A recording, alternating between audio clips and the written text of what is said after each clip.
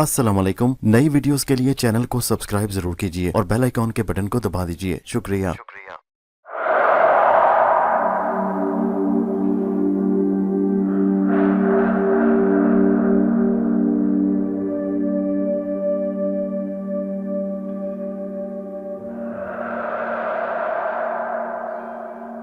पेश खिदमत है कहानी अंबर नाग मारिया की किस्त नंबर 106 ताबूत में सांप। रात की तारीकी में दरिया खामोशी से बह रहा था। दरिया की सतह पर धुंध फैली हुई थी।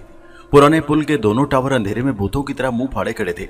कातिल के साय को नाग ने उसी टावर के करीब पुल के नीचे जाते देखा था। नाग कबूतर की शक्ल में टावर के ऊपर चक्कर लगाने लगा। टावर की छत खाली पड़ी थी। वो पुल के नीचे आ गया। यहाँ पुल की छत की वजह से दरिया के बहने की महकी महकी आवाज आ रही थी। आधी रात के सन्नाटे में ये आवाज ऐसी लग रही थी जैसे जंगल में सोया हुआ अजदा होले होले खराटे ले रहा हो। नाग उसी वक्त कबूतर से इंसानी शक्ल में आ गया, क्योंकि अब खूनी कातिल का खोज लगाने की जरूरत थी। पुल के नीचे दरिया ने थोड़ा सा किनारा छोड़ दिया था। यहाँ ऊंची ऊंची दलदली घास उगी हुई थी। अंधेरे में एक घास धुंधली धुंधली दिखाई देती थी। अंधेरे की वजह से नाग यहाँ कदमों के निशान भी नहीं देख सकता था। पुल की मेहराबी दीवार के साथ साथ चलते हुए नाग को एक जगह से दीवार की ईंटें उखड़ी हुई दिखाई दी। उसने झुककर देखा। नाग में खूबी ये भी थी कि अंधेरे में उसे हर शय दिखाई दे जाती थी। सिर्फ दरख्त और सब्जा उसे धुंधला नजर आता था, क्योंकि वो असल में सांप था और इंसान के भेस में चल फिर रहा था। जहां से ईंटें उखड़ी हुई थी वहां एक सुराख हो गया था और एक जंग आलूद सीढ़ियां अंदर को उतर रही थी। नाग समझ गया कि खूनी कातिल का ठिकाना उसी पुल के नीचे किसी तहखाने में है। उसने इंसान बनकर नीचे उतरने के बजाय सांप बनकर जाने का फैसला किया और एक छोटा सा सांप बनकर अंधेरे सुराख की सीढ़ियां उतर गया। नीचे जमीन गीली थी। उसे अजीब सा लग रहा था, लेकिन कोई शय उसे आगे चलने के लिए कह रही थी। नाग सांप की शक्ल में आगे बढ़ता चला गया। आगे सुरंग जरा चौड़ी हो गई और उसकी छत से लटका हुआ जाला नाग ने अंधेरे में लहराता देखा। किसी तरफ से यहाँ हल्की हल्की ताजा हवा आ रही थी। जरा आगे जाने के बाद नाग ने हल्की सी रोशनी देखी। ये रोशनी एक नीची जगह से आ रही थी। नाग रेंगता हुआ एक दीवार पर चढ़ गया। दूसरी तरफ देखा कि एक दालान सा बना हुआ था, जिसकी एक जानिब कोठली थी। दालान तंग सा था और कोने में तेल का एक चिराग रोशन था। सांप दीवार पर से रेंगता हुआ नीचे दालान में आ गया।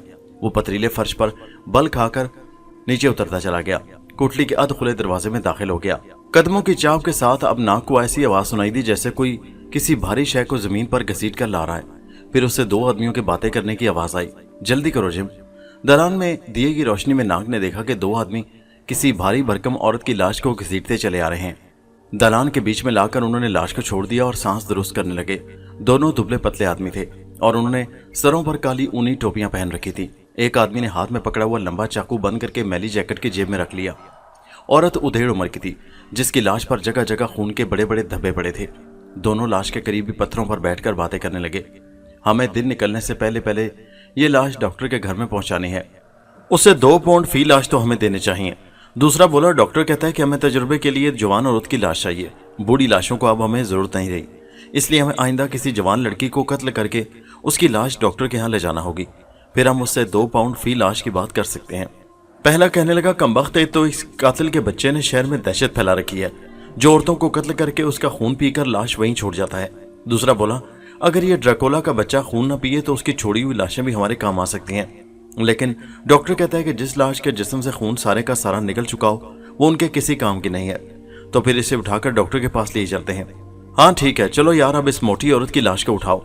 यार, जिस वक्त हम इस औरत को उठा रहे थे तो तुम्हें याद है उसकी जवान बेटी जाग पड़ी थी और उसने शोर भी मचाया था। हाँ, मगर वो पुलिस को लेकर यहाँ कहाँ पहुंच सकती है भला। इतने में एक लड़की की आवाज आई, मम्मी मम्मी तुम कहाँ हो? मेरी मम्मी को छोड़ दो, मेरी मम्मी को छोड़ दो। दोनों एकदम चौंक पड़े। यही तो वो लड़की है। हाँ, इस औरत की लड़की। आने दो, आज हम इस बूढ़ी लाश के साथ एक जवान लड़की की लाश भी डॉक्टर के पास ले जाएंगे। इस औरत की लाश को इधर कोने में छुपा दो। जल्दी करो, जल्दी। नाग दीवार के साथ लगा ये सारा भयानक खेल देख रहा था। वो तो खूनी कातिल की तलाश में आया था, लेकिन यहाँ उसे दूसरे कातिलों से वास्ता पड़ गया।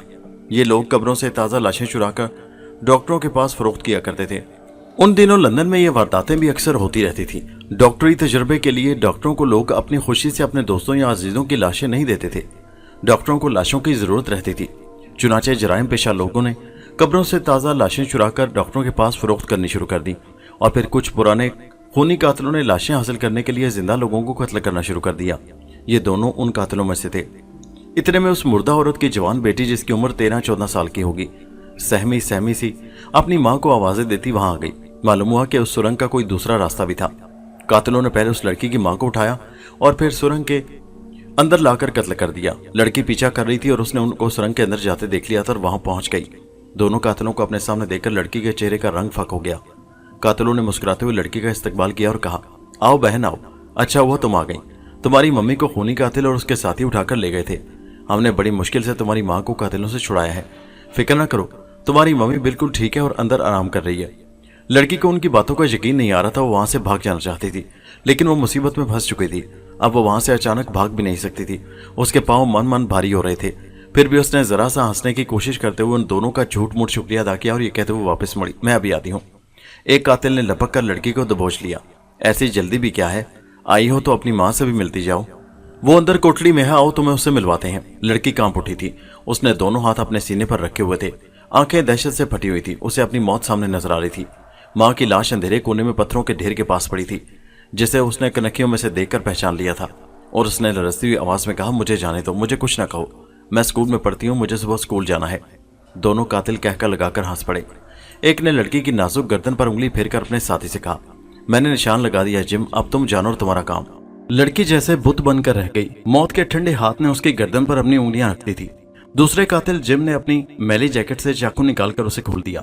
लड़की की चीख निकल गई, मुझे न मारो, मैंने सुबह स्कूल जाना है, मुझे न मारो, मम्मी मम्मी मुझे बचाओ।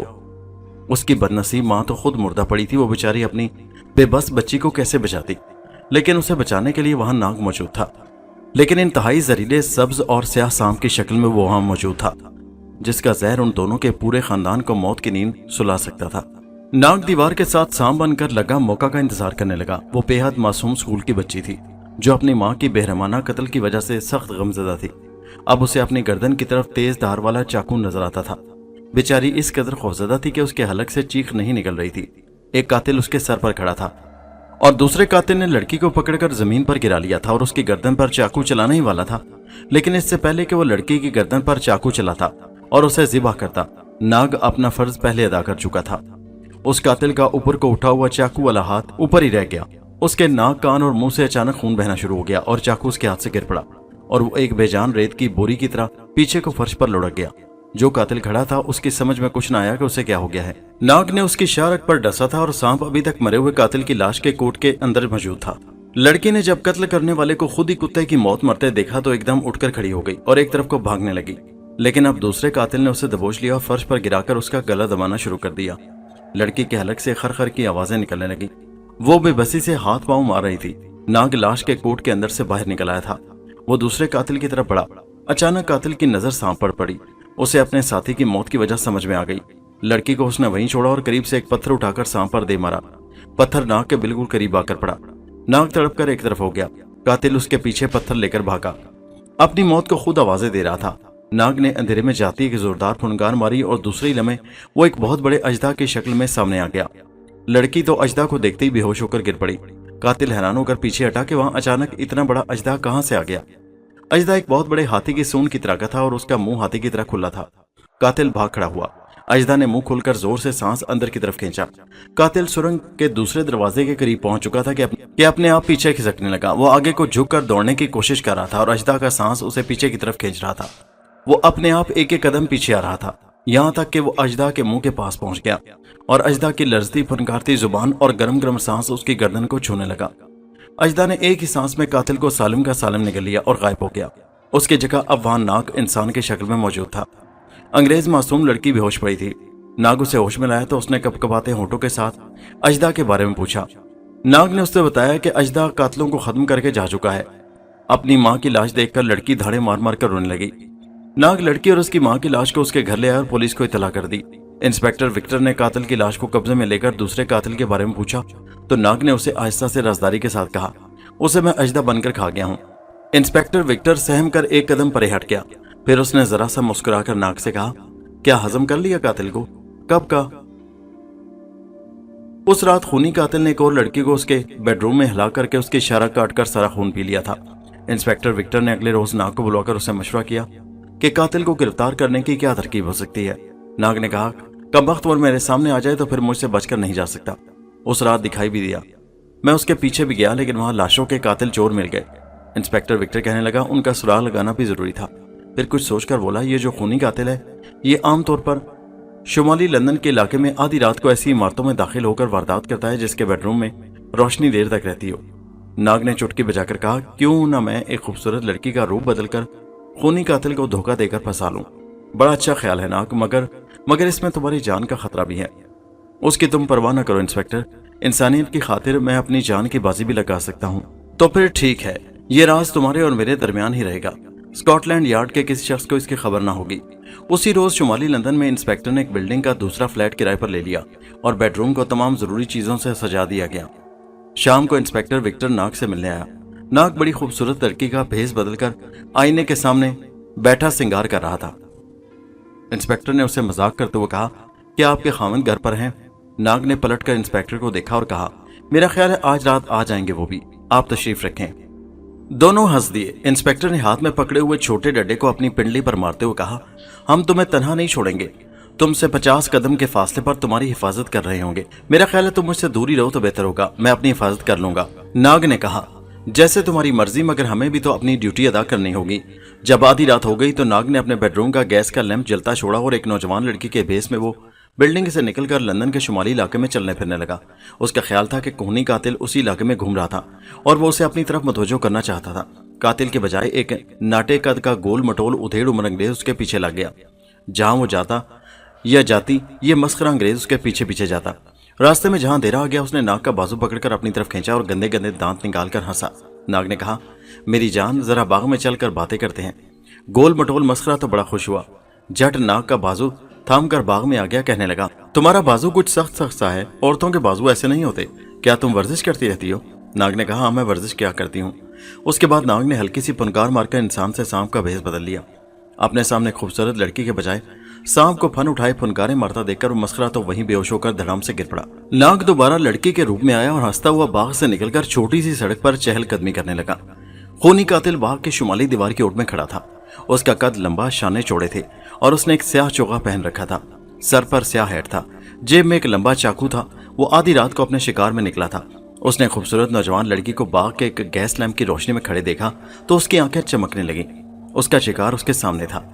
लड़की बाग की छोटी सड़क पर सामने वाली बिल्डिंग की तरफ चलने लगी। खूनी कातिल ने उसका ताकुब शुरू कर दिया। लड़की के रूप में नाग बिल्डिंग में दाखिल होकर अपने बेडरूम में आ गया। उसने भी देख लिया था कि एक लंबा साया उसका पीछा कर रहा है।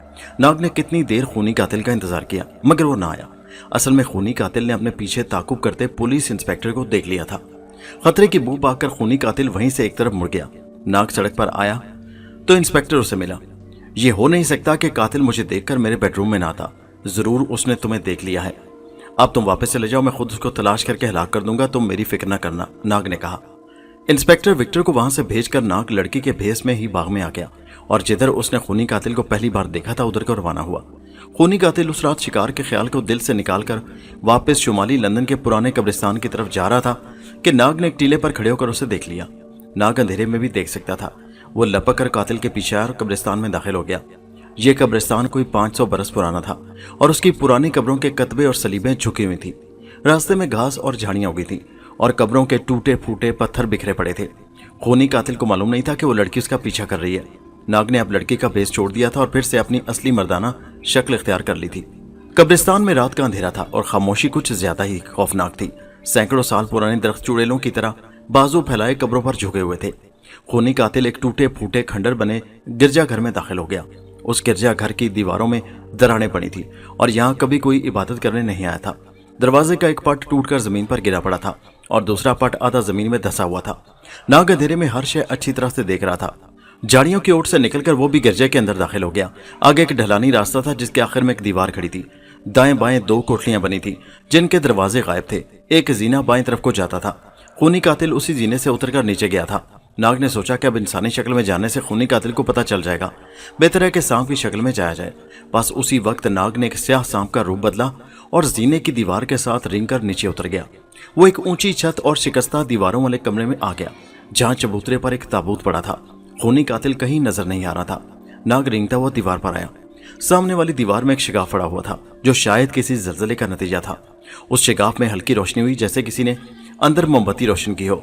नाग शिगाफ की तरफ बढ़ने ही लगा था कि खटका सा हुआ। नाग ने अपने सांप की आंखों से पीछे देखा और फिर वो देखता ही रह गया।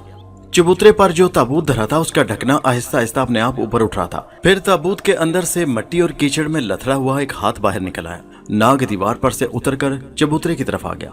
वो ये देखना चाहता था कि ताबूत में से निकलने वाली लाश किसकी है। अब ताबूत में से दूसरा हाथ भी बाहर आ गया और फिर एक सर ऊपर आया जिसकी दोनों आंखें पथराई हुई बेजान थी। उस लाश के सर पर स्याह बालों का घना जंगल था और उसके दांतों में एक खंजर चमक रहा था जो लाश ने अपने मुंह में पकड़ रखा था। नाग पीछे की तरफ से चबूतरे पर चढ़ गया। वो ताबूत के अंदर झांक कर देखना चाहता था। उसने ताबूत की लकड़ी की दीवार पर रेंगते हुए अपनी गर्दन अंदर डालकर देखा। जो ही उसने गर्दन ताबूत के अंदर डाली, एक तेज बू जो किसी खतरनाक गैस की तरह थी उसके नथनों से टकराई और वो बेहोश होकर ताबूत के अंदर नीचे जाती लोहे की चक्करदार सीढ़ी पर से उछलता हुआ नीचे तहखाने के गंदे फर्श पर आकर गिर पड़ा। नाग सांप के रूप में बेहोश हो चुका था।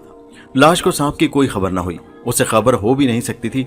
उसकी पथराई हुई आंखें तो उस खूनी कातिल को तलाश कर रही थी जिसने उसे मारकर उसका खून पीकर ताबूत के नीचे वाले खुफिया तहखाने में फेंक रखा था। उस लाश में भी इतनी जान बाकी थी कि वो अपने कातिल तक पहुंच सके। लाश ताबूत में से निकलकर चबूतरे पर से उतरी और दीवार के शगाफ से आती रोशनी की तरफ चली। लाश ने खंजर अब अपने सीधे हाथ में मजबूती से पकड़ लिया था। शगाफ के पास आकर लाश ने आहिस्ता से झांक कर देखा। अंदर लंबा तड़ंगा स्याह लिबादे वाला खूनी कातिल पत्थर की बड़ी सी मेज के आगे बैठा था।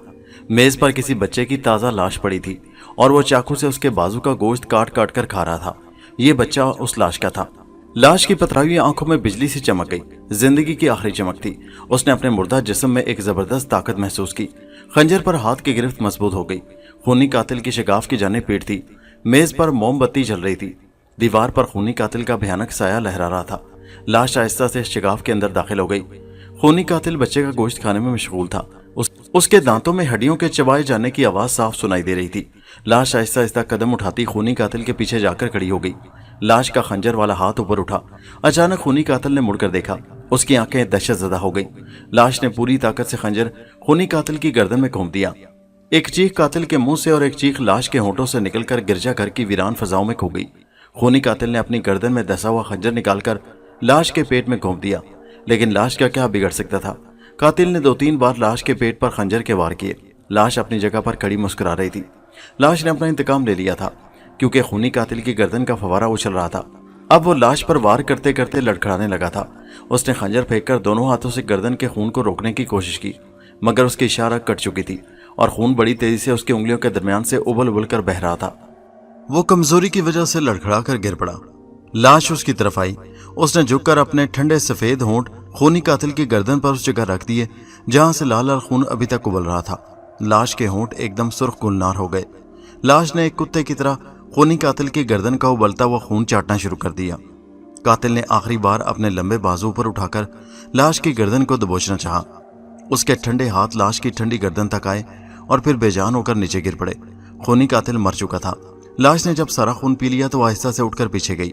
जमीन पर पड़ा वो खंजर उठाया। खूनी कातिल के मुर्दा जिस्म के पास आकर उसे जगह जगह से काटना और उधेड़ना शुरू कर दिया। लाश शायद उस प्यारे मुर्दा बच्चे का बदला ले रही थी। उसने खूनी कातिल का सर तन से जुदा कर दिया। उसके दोनों बाजू काटकर उनका थोड़ा सा गोश्त खाया, फिर उसका सीना खोलकर दिल बाहर खींच लिया और उसको खंजर से काटकर खाना शुरू कर दिया। अब लाश की अपनी हालत भी बिगड़ने लगी थी। उसने खूनी कातिल का जितना खून पिया था वो उसके पेट के जख्मों में से बाहर बह रहा था।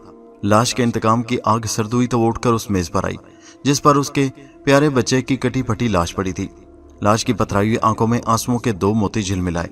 एक कमजोर सी भयानक और उदास चीख उसके हलक से निकली और वो 2-1 बार आगे पीछे लहराकर धड़म से फर्श पर गिर पड़ी। लाश हमेशा के लिए खत्म हो चुकी थी। इंस्पेक्टर विक्टर अपने 2 पुलिस वालों के साथ सारी रात नाग को शुमाली लंदन के बागों और पुराने बरकों में तलाश करता फिरा। उसे नाग कहीं ना मिला। वो पुलिस के साथ घोड़े पर सवार पुराने कब्रिस्तान के करीब से गुजरा तो सोचा यहाँ भी देख लिया जाए। इंस्पेक्टर कब्रिस्तान में आ गया। कब्रिस्तान में रात के पिछले पैर अंधेरा और वीरानी थी। सामने गिरजे का खंडर देखकर इंस्पेक्टर ने अपने सिपाहियों से कहा। वो बाहर ठहरे और खुद हाथ में पुराने जमाने का तमंचा लेकर गिरजे के अंदर दाखिल हो गया। अंदर जाकर वो बाएं जाने वाला जीना उतरकर तहखाने में आ गया। यहाँ चबूतरे पर एक ताबूत पड़ा था। इंस्पेक्टर ने ताबूत की तरफ कोई ध्यान न दिया। वो यही समझा ये किसी की पुरानी कब्र है। सामने दीवार के शगाफ में उसे रोशनी नजर आई। वो शगाफ के अंदर चला गया। अंदर जाते उसने जो मंजर देखा उससे उसके रोंगटे खड़े हो गए। सामने पत्थर के मेज पर मोमबत्ती जल रही थी। उसी मेज पर एक बच्चे की कटी फटी लाश पड़ी थी। मेज के पास ही फर्श पर एक औरत की लाश पड़ी थी जिसके होंठों पर सुर्ख खून जमा हुआ था और पेट में जख्म के गहरे शिगाफ थे। उससे जरा आगे खूनी कातिल की लाश पड़ी थी। उसने लंबा स्याह चोगा स्याह हैट पहन रखा था जो खून में लथड़ चुके थे। इंस्पेक्टर विक्टर ने सीटी बजाकर पुलिस वालों को अंदर बुला लिया। तीनों लाशें वहां से उठवा दी गईं। इंस्पेक्टर ने नाग को बहुतीरा तलाश किया, वो उसे कहीं भी ना मिला। इंस्पेक्टर लाशों को लेकर पुलिस स्टेशन आ गया। अगले रोज सारे लंदन शहर में शोर मच गया कि खूनी कातिल को किसी ने कत्ल कर दिया है। उसकी लाश की तस्वीर अखबारों में छप गई। लोगों ने सुख का सांस लिया, मगर इंस्पेक्टर नाग के लिए परेशान था कि वो कहाँ गुम हो गया है। पूरे 15 दिन इंस्पेक्टर ने सारा लंदन छान मारा, नाग का कुछ पता ना चल सका। नाउम्मीद होकर इंस्पेक्टर ने नाग की तलाश छोड़ दी। दूसरी तरफ मारिया और अंबर एक काफले के साथ सफर करते यूरोप की सरहदों के अंदर पहुंच चुके थे। अब उन्हें घोड़ा गाड़ियां मिल गईं जो ज्यादा तेज थीं। सफर जल्दी तय होने लगा। पूरे 1 महीने के बाद अंबर और मारिया मुल्क फ्रांस में पहुंच गए। आज से 100 बरस पहले का फ्रांस मुसव्वरों, शायरों और अफसाना निगारों और मौसीगारों से भरा पड़ा था। कॉफी हाउस में रात गए तक रौनक रहती थी। अंबर और मारिया ने 2 रातें फ्रांस के शहर पेरिस में बसर की। मारिया के साथ रहकर सफर करने से अंबर को बड़ा फायदा रहता था। उसे एक आदमी का किराया देना पड़ता और एक ही कमरा लेना पड़ता, जिसके एक कोने में मारिया पड़कर सो रहती। अंबर के साथ ही मारिया पेरिस के बाजारों और होटलों की सैर करने जाती, मगर मारिया को अंबर के साथ कोई नहीं देख सकता था। उसे तो अंबर भी नहीं देख सकता था। फिर भी वो होटल में जाकर 2 आदमियों का खाना मंगवाता ताकि मारिया भूखी न रह जाए। उसे खुद तो खाने पीने की इतनी जरूरत नहीं थी। यहाँ से अब उन्हें लंदन जाना था, क्योंकि नाग से मुलाकात लंदन में ही हो सकती थी। हर हफ्ते की शाम को फ्रांस की बंदरगाह से एक छोटा बादबानी जहाज मुसाफिरों को लेकर इंग्लिस्तान की साहिल की जानिब रवाना होता था। एक हफ्ते की शाम को अंबर और मारिया भी उसी जहाज पर सवार हो गए और समंदर अबूर करके मुल्क इंग्लिस्तान पहुंच गए। बंदरगाह पर अंबर से पूछा गया कि वो कौन है, कहां से आ रहा है और लंदन किस लिए जा रहा है। अंबर के पास कोई कागजात नहीं थे। बंदरगाह के अंग्रेज अफसर ने अंबर को रोक दिया। तुम्हारे पास एक भी कागज नहीं है, मैं तुम्हें कैसे जाने के लिए इजाजत दे सकता हूँ। बंदरगाह के अफसर ने कहा, मैं तुम्हें इजाजत नहीं दे सकता। अंबर परेशान हो गया। मारिया उसके बिल्कुल पास ही खड़ी थी। अफसर उसे नहीं देख सकता था। मारिया ने अंबर के कान में कहा, मैं बंदोबस्त करती हूँ। फिर वो मेज के ऊपर से होकर बंदरगाह के मोटे लाल चकंदर है जैसे अंग्रेज अफसर के बिल्कुल करीब जाकर खड़ी हो गई। वो एक बड़े रजिस्टर पर दूसरे मुसाफिरों के नाम लिख रहा था। मारिया ने उसके हाथ से कलम छीन लिया। कलम गायब हो गया। अफसर ने परेशान होकर इधर उधर देखा। मेरा कलम कौन ले गया? किसी ने मेरे हाथ से कलम छीन लिया है। मारिया ने अब उसके सर पर से गोल हैट उतार लिया। हैट भी मारिया के हाथ में आते ही गायब हो गया। अफसर घबराकर पीछे हट गया। मेरा हैट कौन ले गया? दूसरे लोग भी उसके इर्द गिर्द आकर जमा हो गए। वो भी हैरान थे कि अफसर के सर से हैट कहाँ गुम हो गया। इतने में मारिया ने मोटे अफसर की बाहर निकली तोंद पर एक जोर की लात मारी। अफसर उछलकर परे जा गिरा। उस बेचारे का खौफ के मारे बुरा हाल हो गया था। उसके हलक से कांपती हुई आवाजें निकलने लगी। भूत! अब मारिया ने उसके कान के करीब मुंह ले जाकर सरगोशी में कहा, मैं तुम्हारी माँ की रूह हूं। उल्लू के पट्टे, उस अंबर नामी मुसाफिर को लंदन जाने दे, नहीं तो मैं तुम्हारी तोंद पर एक और लात जमा रही हूँ। माफ कर दो मम्मी, माफ कर दो। वो फर्श पर से कपड़े झाड़ता हुआ उठा और अंबर की तरफ देखकर बोला, तुम जा सकते हो भाई। अंबर मुस्कुराकर वहां से आगे चल दिया। इतने में अफसर की मेज पर गोल हैट और उसका कलम वापस नमदार हो गए। मारिया ने ये चीजें मेज पर वापस रख दी थी। जाते जाते मारिया को शरारत सूझी और उसने वहां खड़े एक और अंग्रेज का हैट पकड़कर फिजा में उछाल दिया और जरा बुलंद आवाज में बोली, मैं अहराम मिस्र की चुड़ैल हूं, तुम सबको खा जाऊंगी। ये सुनकर वहां भगदड़ मच गई और लोग उठ दौड़े। अंबर ने आहिस्ता से कहा, मारिया मत तंग करो इन लोगों को। मारिया अभी उसके पास नहीं आई थी। फिर वो अंबर के पास आकर आहिस्ता से बोली। यूं ही जरा खेल तमाशा करने को जी चाहता था और वो होले होले मुस्कुराती हुई अंबर के साथ बंदरगाह से बाहर निकल आई। बाहर लंदन को जाने वाली बंद बगियां तैयार खड़ी थी। एक बगी पर बड़ी बड़ी बादामी मूंछों वाला भारी भरकम अंग्रेज कोचवान बैठा था। बग्गी में 3 सवारियां बैठ चुकी थी। उसे सिर्फ एक सवारी की जरूरत थी। मारिया ने कहा, अंबर इस बग्गी में बैठ जाते हैं। इसको तो एक सवारी की जरूरत है, तुम कहाँ बैठोगी? मारिया ने कहा, मैं तो किसी को नजर ही नहीं आती। मेरा क्या है, मैं ऊपर मोटे कोचवान के पास जाकर बैठ जाऊंगी। ऊपर तुम्हें सर्दी नहीं लगेगी? यहाँ का मौसम तो बहुत ही सख्त ठंडा है, बल्कि अब तो 2-1 रोज में शायद बर्फ भी गिरने लगे। मारिया बोली, सर्दी लगेगी तो बग्गी के अंदर आ जाऊंगी, किसी औरत की गोद में बैठ जाऊंगी, मेरा कौन सा बोझ है, और फिर मुझे तो कोई देख भी नहीं सकता। अंबर ने कोचवान को जाकर एक सवारी के पैसे दिए और बग्गी के अंदर जाकर बैठ गया। बग्गी में पहले ही 3 सवारियां बैठी हुई थी। उनमें एक पुलिस कांस्टेबल था, एक बूढ़ा अंग्रेज था जो अखबार पढ़ रहा था, और तीसरी एक भारी मोटी औरत थी जिसने सर पर बड़ा सा फूलदार हैट पहन रखा था। अंबर खिड़की के पास बैठा बाहर देख रहा था। वो मारिया को तो देख नहीं सकता था, लेकिन यूं ही वो तसल्ली कर लेना चाहता था कि मारिया ऊपर कोचवान के पास बैठ गई है कि नहीं। उसकी समझ में नहीं आ रहा था कि वो किस तरह से अपनी तसल्ली करे कि छत पर किसी ने ठक ठक की। अंग्रेज बूढ़े और कांस्टेबल ने बग्गी की छत को देखा کہ یہ آواز کس چیز کی ہے۔ امبر کو معلوم ہو گیا کہ یہ آواز ماریا نے چھت پر ہاتھ مار کر پیدا کی تھی۔ امبر زیر لب مسکرا کر خاموش ہو گیا۔ کوچوان نے گھوڑوں کو ہلکی سی چابک لگائی اور گھوڑے لندن کو جانے والی سڑک پر روانہ ہو گئے۔ شام ہو گئی تھی، رات راستے میں ہی پڑ گئی، بڑی ویران اور سرد تھی۔ کھیتوں میں سوائے دھند کے اور کچھ بھی نہیں تھا۔ ماریا کو اب اوپر ٹھنڈ لگنے لگی۔ بگی ایک پڑاؤ پر رکی تو ماریا نیچے اتر آئی۔ تینوں مسافر بگی سے اتر کر سرائے میں چائے پینے چلے گئے۔ امبر بھی باہر نکل آیا۔ ماریا نے اس کے کان میں کہا، گڈ ایوننگ۔ امبر مسکرا دیا۔ یہ تم نے انگریزی کب سے بولنی شروع کر دی میرے ساتھ؟ ماریا نے ہنس کر کہا، جیسا دیس ویسا بھیس، یہ لندن ہے، یہاں ہم سب کو انگریزی بولنی پڑے گی۔ تم تو دنیا کی ساری زبانیں بول لیتے ہو، میں نے بھی انگریزی سیکھ لی ہے۔ چلو کافی پیتے ہیں۔ امبر اور ماریا سرائے میں آ کر ایک خالی میز پر بیٹھ گئے۔ امبر نے 2 آدمیوں کے لیے کافی منگوائی۔ بیرے نے حیرانی سے پوچھا، مسٹر دوسرا آدمی کہاں ہے؟ امبر بولا، میں اکیلا ہی دونوں کپ پیوں گا۔ بیرا اپنے سر کو تعجب سے جھٹک کر چلا گیا۔ واپس آ کر اس نے کافی کے 2 کپ میز پر رکھ دیے اور دوسرے مسافر بھی دلچسپی سے امبر کی طرف دیکھنے لگے کہ یہ مسافر ایک ساتھ 2 کپ کیسے پیے گا۔ ماریا امبر کے سامنے کرسی پر بیٹھی تھی۔ ماریا، تم میرے سامنے بیٹھی ہو نا؟ ہاں، کیوں، کیا بات ہے؟ لوگ میرے دوسرے کپ کو دیکھ رہے ہیں۔ دیکھتے ہیں تو دیکھیں، مجھے ان کی کیا پرواہ ہے۔ اور ماریا نے اپنے آگے رکھا کپ اٹھا لیا۔ اس کے اٹھاتے ہی کپ غائب ہو گیا۔ جو مسافر میز کو دیکھ رہے تھے وہ بھونچکے ہو کر ایک دوسرے کا منہ تکنے لگے۔ ماریا نے 2-3 گھونٹ پینے کے بعد کپ واپس میز پر رکھ دیا۔ کپ دوبارہ میز پر ظاہر ہو گیا۔ اب مسافر اور زیادہ پریشان ہوئے۔ تیسری بار کپ میز پر سے غائب ہوا تو اتفاق سے بیرا وہاں سے گزرا۔ اس نے قریب آ کر امبر سے پوچھا، مسٹر دوسرا کپ کہاں ہے؟ امبر نے کہا، وہ سامنے پڑا ہے۔ بیرا ہنس کر بولا، مسٹر مجھ سے مذاق کرنے کی ضرورت نہیں، اگر تم نے کپ توڑ دیا ہے تو تمہیں اس کی رقم ادا کرنی پڑے گی۔ اتنے میں ماریا نے کپ میز پر رکھ دیا۔ کپ دوبارہ ظاہر ہو گیا۔ امبر نے کہا، وہ دیکھو کپ تمہارے سامنے پڑا ہے۔ سرائے کا نوکر اپنی آنکھیں ملتے ہوئے میز پر پڑے کپ کو تکنے لگا۔ اسے اپنی آنکھوں پر یقین نہیں آ رہا تھا، کیونکہ اپنی آنکھوں سے اس نے 1 سیکنڈ پہلے دیکھا تھا کہ میز پر سے کپ غائب تھا۔ باقی مسافر بھی حیران تھے۔ موٹی عورت امبر کو دہشت زدہ آنکھوں سے تک رہی تھی، جیسے وہ کوئی جن بھوت ہو۔ ان دنوں لندن میں جادوگری کی سزا موت تھی، اور جو کوئی عورت یا آدمی جادو کرتا پکڑا جاتا اسے زندہ جلا دیا جاتا۔ پولیس کانسٹیبل مسافر نے امبر کے پاس آ کر کہا، اگر تم نے مزید جادوگری دکھائی تو مجھے مجبوراً تمہیں گرفتار کر کے عدالت میں پیش کرنا پڑے گا، اور مذہبی عدالت تمہیں آگ میں جلا ڈالنے کی سزا دے گی۔ امبر نے کانسٹیبل کی طرف دیکھ کر کہا، تمہارے سارے ملک کی عدالتیں ایک ساتھ مل جائیں گی تو بھی میرے سر کا ایک بال تک نہیں جلا سکتی۔ کانسٹیبل نے اپنی مونچھوں پر الٹا ہاتھ پھیر کر کہا، مسٹر میں تمہیں وارننگ دیتا ہوں، اگر اب تم نے جادوگری کی تو میں تمہیں ہتھکڑی ڈال دوں گا۔ امبر مسکراتا رہا۔ اتنے میں ماریا نے دوبارہ پیالہ اٹھا لیا۔ کپ ایک بار پھر میز پر سے غائب ہو گیا۔ کانسٹیبل کو غصہ آ گیا۔ اس نے اپنی جیب سے ہتھکڑی نکال کر امبر کے ہاتھ میں ڈالتے ہوئے کہا، میں تمہیں ملکہ الزبتھ کی مذہبی عدالت کے نام پر گرفتار کرتا ہوں۔ یہ 3 گواہ عدالت میں تمہارے خلاف شہادت دیں گے۔ تینوں نے ہاں میں ہاں ملا دی۔ امبر مسکراتا رہا اور دوسرے ہاتھ سے کافی پیتا رہا۔ ماریا کو بڑا غصہ ہے کہ احمق کانسٹیبل اپنے آپ کو کیا سمجھتا ہے۔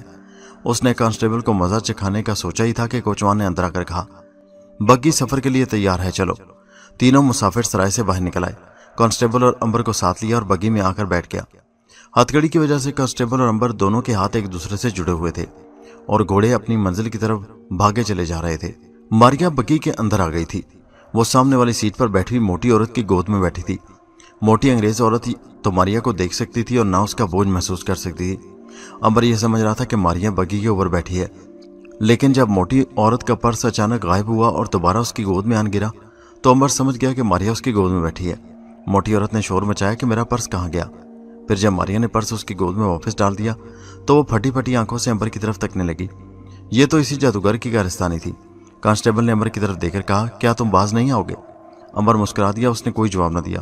صبح ہو رہی تھی جب بگی لندن شہر میں داخل ہوئی اور ایک پرانی کاروان سرائے کے احاطے میں آ کر ٹھہر گئی۔ ماریا نے امبر کے کان میں کہا، یہ تم کیا کر رہے ہو امبر؟ اس کانسٹیبل سے پیچھا نہیں چھڑاؤ گے؟ میں ابھی اس کی ہڈی پسلی ایک کرنے لگی ہوں۔ امبر نے آہستہ سے کہا، تم تماشا تو دیکھو۔ کانسٹیبل نے چونک کر پوچھا، یہ تم کس سے باتیں کر رہے ہو؟ امبر نے کہا، تم جانتے تو ہو کہ میں جادوگر ہوں، روحیں میرے قبضے میں ہیں۔ میں ایک روح سے باتیں کر رہا تھا، کہو تو تمہیں بھی اس سے ملا دوں۔ بکواس بند کرو، کانسٹیبل نے کہا۔ امبر کو غصہ تو بہت آیا مگر خاموش رہا۔ کانسٹیبل امبر کو سیدھا عدالت میں لے گیا، جہاں شام کو مذہبی عدالت نے گواہوں کے بیان لینے کے بعد فیصلہ دے دیا کہ امبر کو دریائے ٹیمز کے کنارے پرانے آگ میں جلا کر مار دیا جائے۔ امبر کو قلعے میں لے جا کر قید میں ڈال دیا گیا۔ ماریا اس کے ساتھ تھی۔ باہر ایک کانسٹیبل پہرا دے رہا تھا۔ ماریا نے امبر سے کہا، میں ان سب کو مار ڈالوں گی، کم بختوں نے اپنے آپ کو سمجھ کے رکھا ہے۔ امبر بولا، لندن میں ہمیں ناگ کو تلاش کرنا ہے، جب میں آگ میں نہیں جلوں گا تو شہر کے اخبار میں میری تصویر کے ساتھ چھپے گی. اسے ناک جہاں کہیں یوگا پڑھ لے گا اور یوں مجھ سے ملنے آ جائے گا. بس اسی لیے میں یہ تماشا کر رہا ہوں. سارے شہر میں شور مچ گیا کہ آج شام ایک جادوگر کو قلعے میں آگ میں ڈالا جا رہا ہے. لوگ قلعے کی طرف امڑ پڑے. پولیس نے بڑی مشکل سے انہیں تتر بتر کیا. صرف شاہی خاندان کے کچھ لوگوں کو قلعے میں یہ تماشا دیکھنے کی اجازت ملی. شاہی خاندان کی ایک شہزادی بھی تھی جس کا نام سوسن تھا.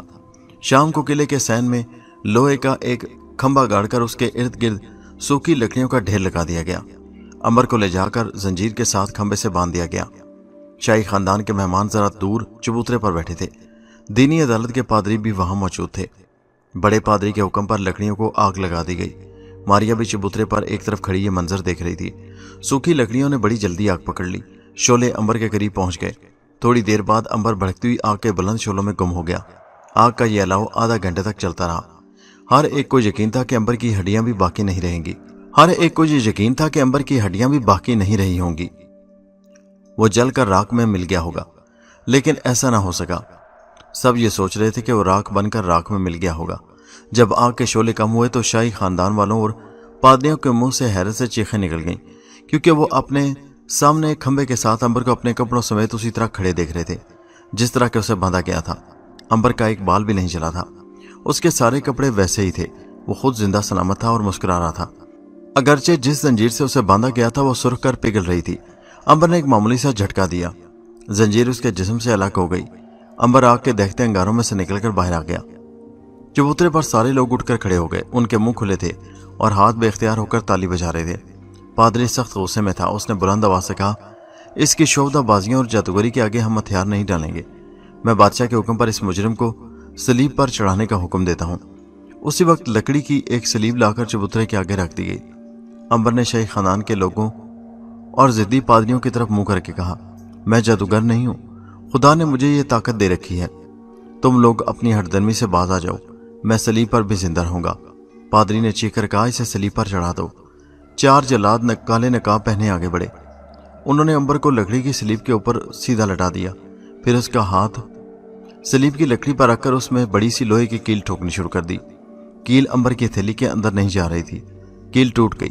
جب بھی نئی کیل ٹھوکنے کی کوشش کرتے وہ ٹوٹ جاتی. یہی حال اس کے پاؤں کے ساتھ ہو رہا تھا. کوئی بھی کیل اس کے جسم میں داخل نہیں ہو رہی تھی. اب تو جلاد بھی گھبرا کر پیچھے ہٹ گئے. آخر شاہی خاندان کے ایک بوڑھے ڈیوک نے اٹھ کر کہا، میں اس کی سزا معاف کرتا ہوں. امبر نے اس آدمی کی طرف دیکھا. اس کے قریب ہی سنہرے بالوں والی خوبصورت لڑکی بیٹھی تھی. یہی شہزادی سوسن تھی. لیکن آپ نے میری توہین کی ہے، میرے ساتھ زیادتی کی ہے. اگر مجھ میں خدا کی کوئی دی ہوئی طاقت نہ ہوتی تو میں جل کر راکھ بن چکا ہوتا. پادری غصے سے اٹھ کر چلے گئے. شاہی خاندان کا ایک بوڑھا ڈیوک اٹھ کر امبر کے پاس آیا اور اس کے ہاتھوں کو جھک کر غور سے دیکھنے لگا کہ کہیں اس نے کوئی دوائی تو نہیں مل رکھی ہوئی. شہزادی سوسن نے امبر سے مسکرا کر کہا، تمہارا نام کیا ہے؟ ماریا بھی قریبی کھڑی تھی. اس نے اونچی آواز سے کہا، تم کون ہوتی ہو میرے بھائی کا نام پوچھنے والی؟ شہزادی اور ڈیوک نے چونک کر ادھر ادھر دیکھا.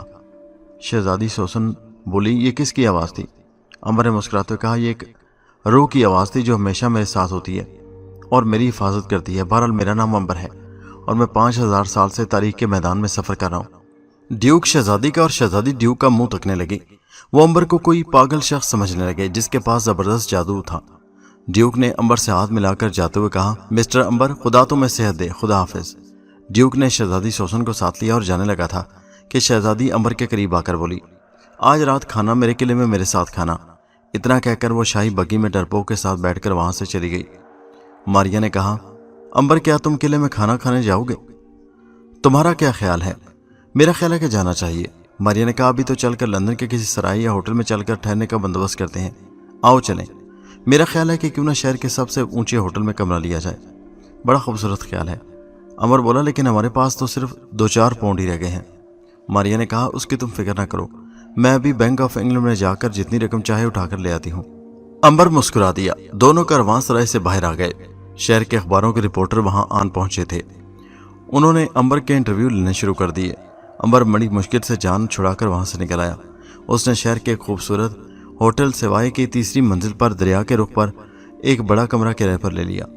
ماریا نے کہا، تم شہزادی سوسن کے یہاں کھانے پر جاؤ، میں ذرا بینک آف انگلینڈ میں جا کر رقم کا بندوبست کرتی ہوں. کیا شام کو بینک کھلا ہوگا؟ امبر نے پوچھا.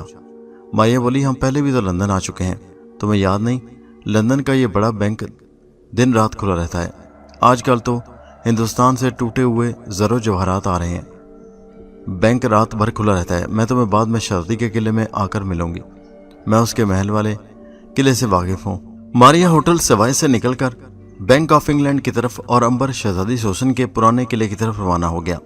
یہ قلعہ شہر سے 10-12 میل دور ایک چھوٹے سے ٹیلے پر واقع تھا۔ ایک خوبصورت درختوں میں گھرا ہوا راستہ اوپر قلعے کے دروازے تک جاتا تھا۔ امبر بگی میں تھا۔ قلعے کے دروازے پر مشعلیں جل رہی تھی۔ 2 ملازم امبر کو قلعے کے اندر شاہی محل میں لے گئے۔ ایک خوبصورت اونچی چھت والے کمرے میں پرانے بادشاہوں کی قد آدم تصویریں لگی تھیں۔ فرش پر ریشمی قالین بچھے تھے۔ شہزادی سوسن نے مسکراتے ہوئے امبر کا استقبال کیا اور اسے اپنے بھولے بالے سے چھوٹے بھائی ہنری سے ملوایا۔ کھانے کے میز پر بوڑھا ڈیوک اور دوسرے رشتے دار بیٹھے تھے۔ امبر شہزادی کے ساتھ بیٹھ گیا۔ کھانے پر امبر کی جادوگری کے کمالات پر باتیں ہوتی رہیں۔ امبر زیادہ تر خاموش رہا اور ہوں ہاں میں جواب دیتا رہا۔ شہزادی سوسن کا چچا بڑا مکار تھا۔ خطرناک آنکھوں میں چالاکی جھلک رہی تھی۔ کھانے کے بعد شہزادی سوسن نے امبر کو ساتھ لیا اور محل کی بالکنی میں آ کر بیٹھ گئی۔ نیچے وادی میں رات کا اندھیرا پھیلا تھا۔ یہاں بڑی خاموشی تھی۔ شہزادی سوسن نے بتایا امبر کو، میں اور میرا بھائی ہنری اس قلعے اور قلعے کی ساری جاگیر کے وارث ہیں۔ یہ ہمارے پردادا ہنری ہشتم کی طرف سے ہمیں ورثے میں ملی ہے۔ کہتے ہیں ہنری ہشتم کا ایک خزانہ بھی تھا جو اسی لندن شہر میں کسی جگہ دفن ہے، جس کا کسی کو کچھ بھی علم نہیں ہے۔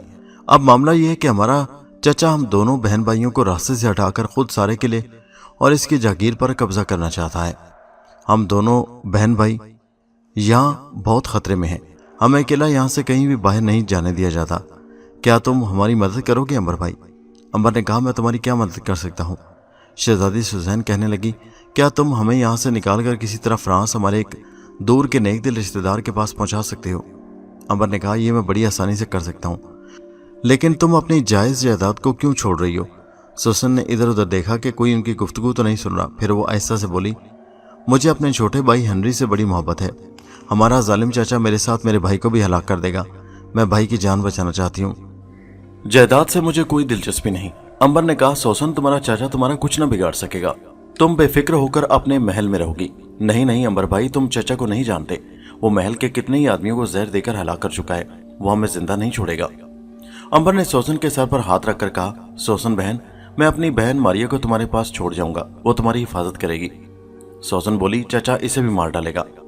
امبر نے کہا، وہ ماریا کا بال بھی بیکا نہیں کر سکے گا، کیونکہ میری بہن ماریا ایک روح ہے، وہ کسی کو دکھائی نہیں دیتی، اسے تم بھی نہیں دیکھ سکو گی۔ اب بتاؤ۔